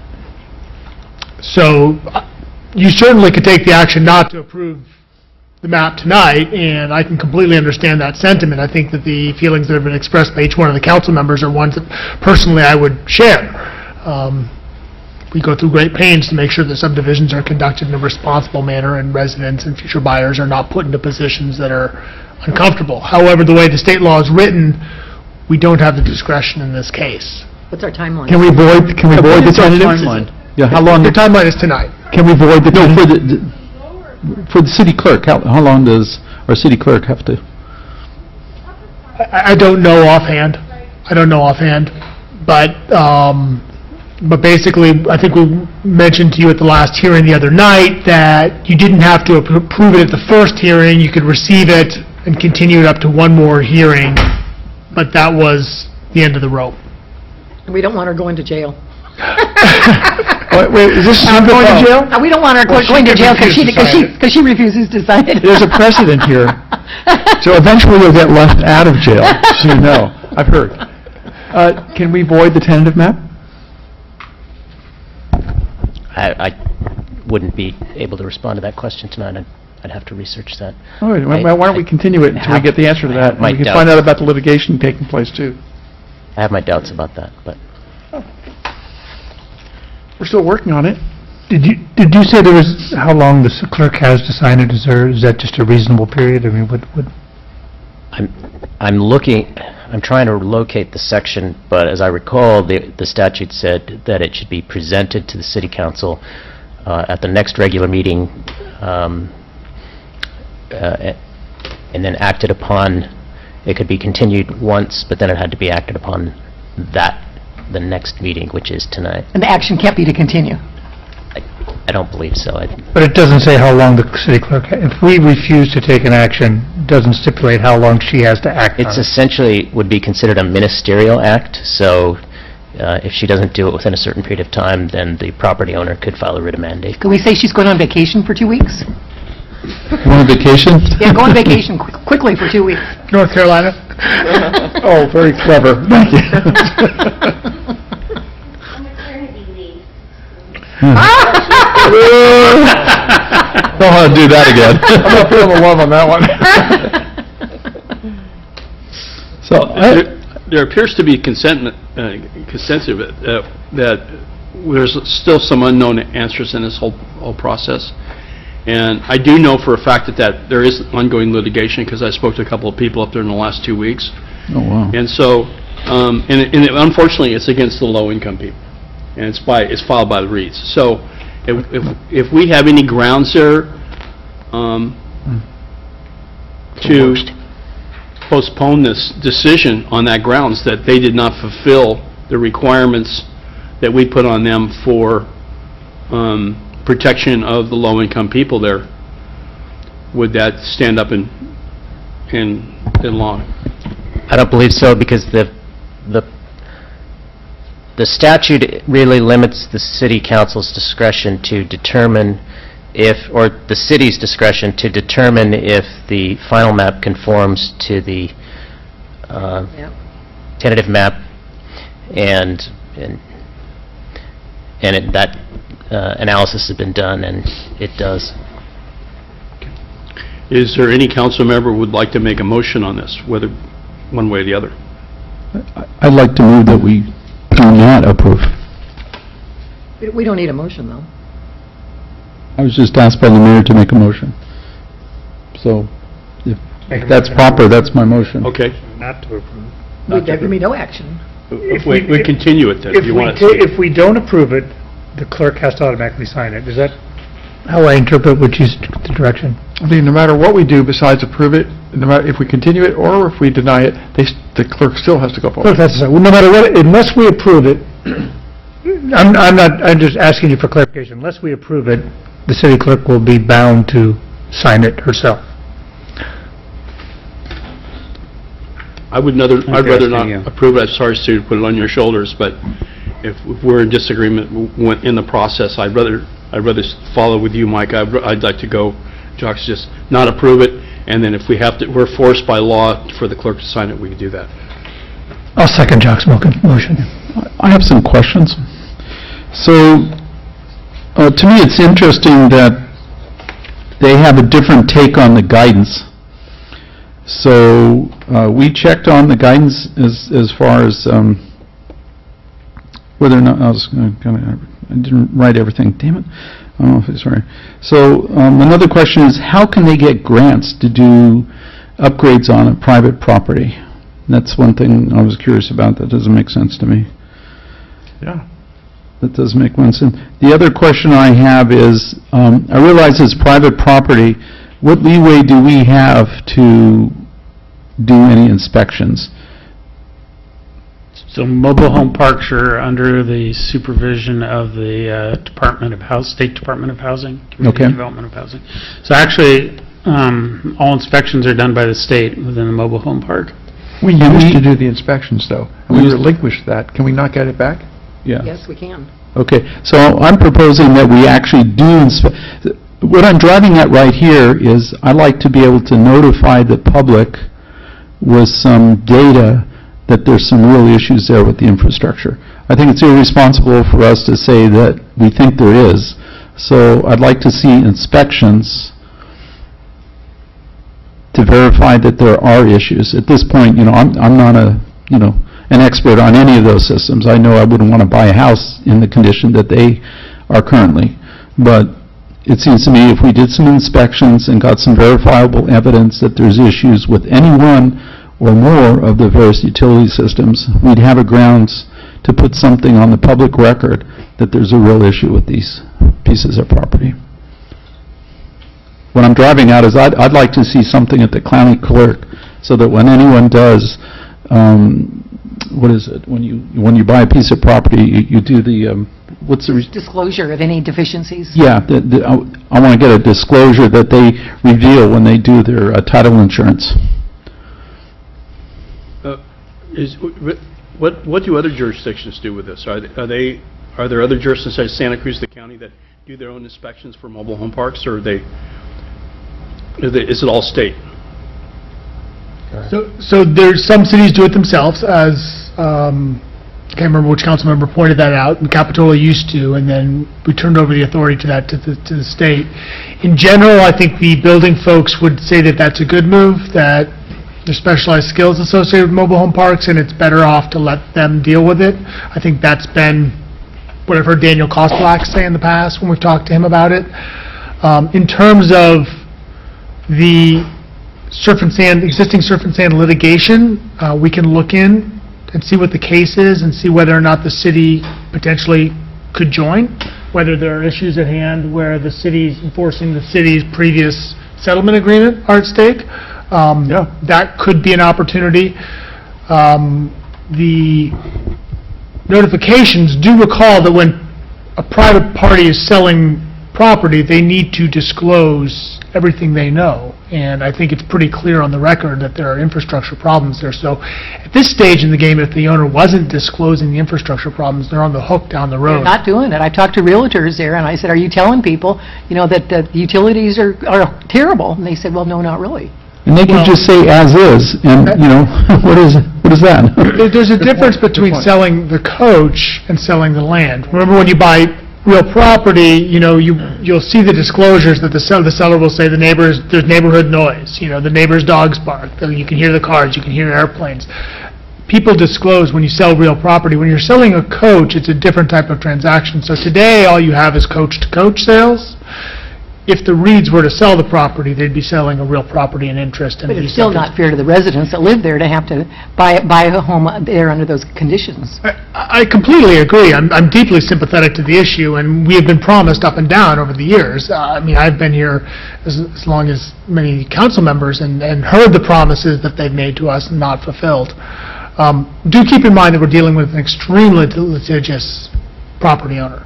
So, we need to be making sure we're moving forward in a very deliberate way dotting the i's and crossing the t's. And that's what I mean. I don't want to put something on the public record unless we know what we're talking about. And so it seems to me a viable option is to do some inspections, maybe not the whole park, but enough to see that there are some real issues there. And We'll look into the feasibility of that. Like I said, I'm not sure exactly what rights the city would even have at this stage, this juncture, to be inspecting the infrastructure on the property. We could call the state and ask them to do Yeah, an then we can have the inspection. state They to only do have it. one person for like all of Northern California, so they might say, Right. yeah, I'll be there in 3 months. Okay, Right. so if the Reeds know that there's going to be an inspection imminent, that might spur some action on their part. The other thing is, have we contacted the California Board of Realtors on this to find out a little bit more? We know that they just verified, but what does that mean? I mean, can we tell them that there's some real issues with the utilities there, and verification would be a lack of public responsibility on their part, just by saying, okay, we saw a meter and that's it, it's verified, it's there. I mean, I don't know what they do, so that's my question, basically. My caution here is that it's unusual for a public agency to get involved in private property transactions in that way. And I'm cautious, I want to caution the council about stepping into this by effectively making representations about somebody else's property based on information that we may or may not have. That's my caution. Obviously, I can follow the direction. Do you think it's reasonable that we actually look into the inspection aspect? I think, as Councilmember Harlan suggested, putting a call into the state inspectors and asking them what level of inspection they can do, because we're concerned, we've been forced to approve this subdivision. They will understand that situation and say, we're very concerned that these infrastructure issues get resolved in an expeditious manner. I think we should look in on the litigation that's taking place and whether there's an opportunity, if we believe that any of the conditions of settlement have been violated, and to see we have a position to potentially join the litigation. I think those are very prudent steps to take. Okay. We'd encourage the residents before to call the state, but they were scared because they thought, yeah, the inspector will come down and he'll find millions of dollars worth of things that need to be repaired, and then the owner will try to raise their rent to recoup those costs, and they were scared about that. One other thing, I know you have a network of individuals in positions such as yourself. Maybe you could put it out there, kind of sort of wondering what other aspects of this problem we could deal with in different ways, I'd be happy to. Okay, thanks a lot. Just for your information, I'm also looking into other ways, short of disapproving this map, that the city could use to alert prospective purchasers to some of the conditions on the property. I am familiar with ordinances that some cities have that require inspection of some aspects of a piece of property and correction of issues on sale, for instance. One I'm familiar with is one that requires that there be an inspection of the sewer lateral if it hasn't been inspected within the past certain amount of time. I'm not sure if that's viable for a mobile home park property, because the state regulates code enforcement for those types of properties, but I'm researching that, and we'll also be consulting with other city attorneys to see if they've dealt with that situation, and we'll report back to the council on that. I'm sure that real estate disclosure laws are the same for a mobile home park as it is for a regular residential. So in the sale of return of property, whether it's a mobile home or house, there's certain disclosures and knowledge that if an owner has of conditions of those things that he has to disclose on this. That's right, and real estate brokers have an obligation to disclose known defects Yes. too. So I think, another potential option is to simply inform the local brokers that we know of who, handle a lot of these transactions of some of the conditions, to put them on notice. So the things that I've heard discussed tonight was the possibility of going back to the state inspectors and what they're going to require as far as an inspection to find that out. Number two would be look at the possibility of what the cities can legally do as the enforcement agency on mobile home parks as compared to do it the state, having the state do it. And then the third thing discussion, I think this is the primary thing that we're right now, is whether we want to continue this item or try to continue it. If we've been told that if we do continue it, that it looks very likely that the city clerk will have to sign off without the council's signature. So if, on that note, what I would just like to do is read the statute, which Jamie tracked down for me, so I appreciate that. The section says that the legislative body shall, at the meeting at which it receives the map, or at its next regular meeting after the meeting at which it receives the map, that's tonight, approve the map if it conforms to all the requirements of this chapter and any local subdivision ordinance applicable at the time of approval or conditional approval of the tentative map and any rulings made thereunder. If the map does not conform, the legislative body shall disapprove the map. If the legislative body does not approve or disapprove the map within the prescribed time or any authorized extension thereof, and the map conforms to all requirements and rulings, it shall be deemed approved, and the clerk of the legislative body shall certify or state its approval thereon.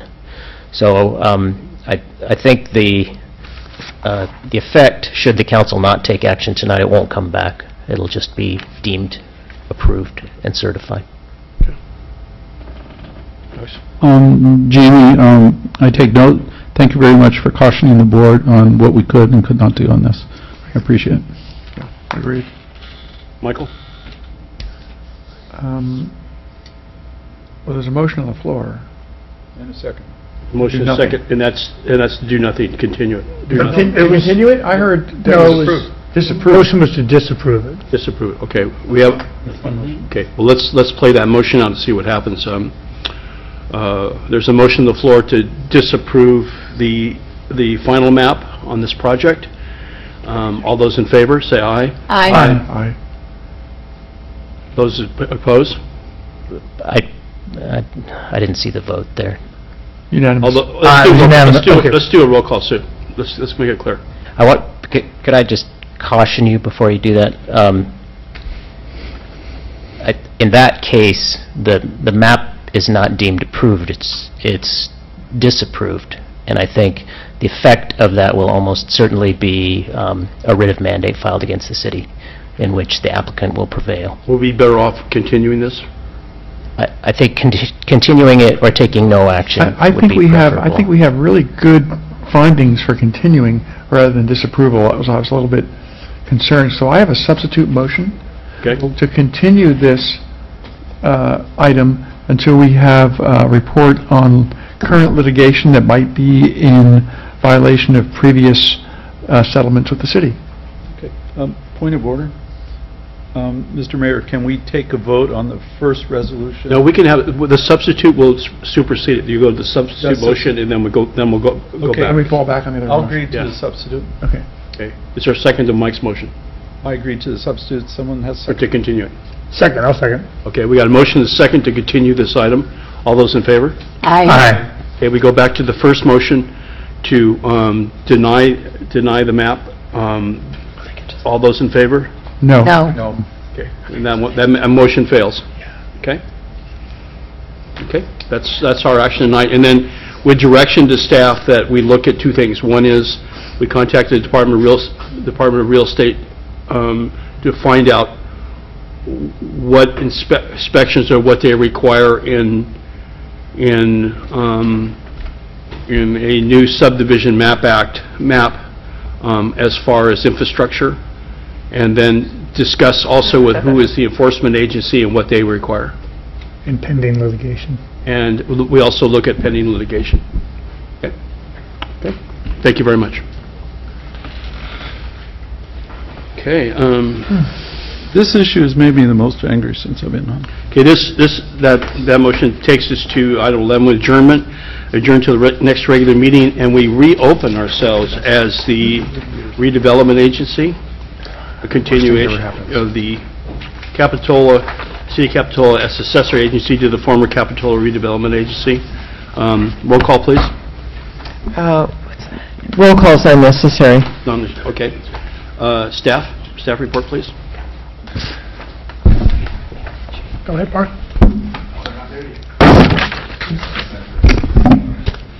I think they got through. Did you guys get through this consent? No, we just did the roll call. You want us to do the consent first on this? Yeah, there's two items on your consent agenda. I'll move the consent agenda. Second. A motion is second. Anybody in the public like to address the consent agenda on the redevelopment agency? Being none, there's a motion and a second. All those in favor? Aye. Consent is approved. We move to the regular item on the agenda. Thank you. Thanks, Martin. So Mayor, members, council, the item before you is to approve the recognized obligation payment schedule for the period of January 1st of 2016 through January 30th of 2016, referred to as the ROPS 1516B. The total of new requests is $301,012. This includes $51,012 to the Housing Authority of Santa Cruz County, $50,000 to the Millennium Housing contract, $25,000 for administrative costs, and $175,000 for the Rispin Peary Park improvement pursuant to the ADA injunctive relief settlement.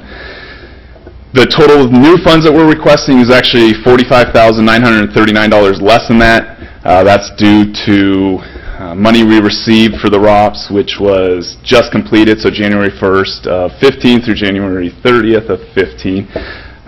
That $45,000 is comprised of $16,511, which the city did not, or the successor agency did not send to the county for the library trust fund. The contract said that we would supply $2.64 million, and due to interest earned, our last payment was $16,000 less. We also, the successor agency had unspent funds to the Millennium contract of just under $30,000. So the total in this ROPS of new funding is $255,073. With your approval, it'll go to the Oversight Board for approval and then submitted to the State Department of Finance before October 5th. If you have any questions, I'd be happy to answer them. Question, Mark. I think you're clean. Council decision? Motion to approve the ROPS. Second. All those in favor?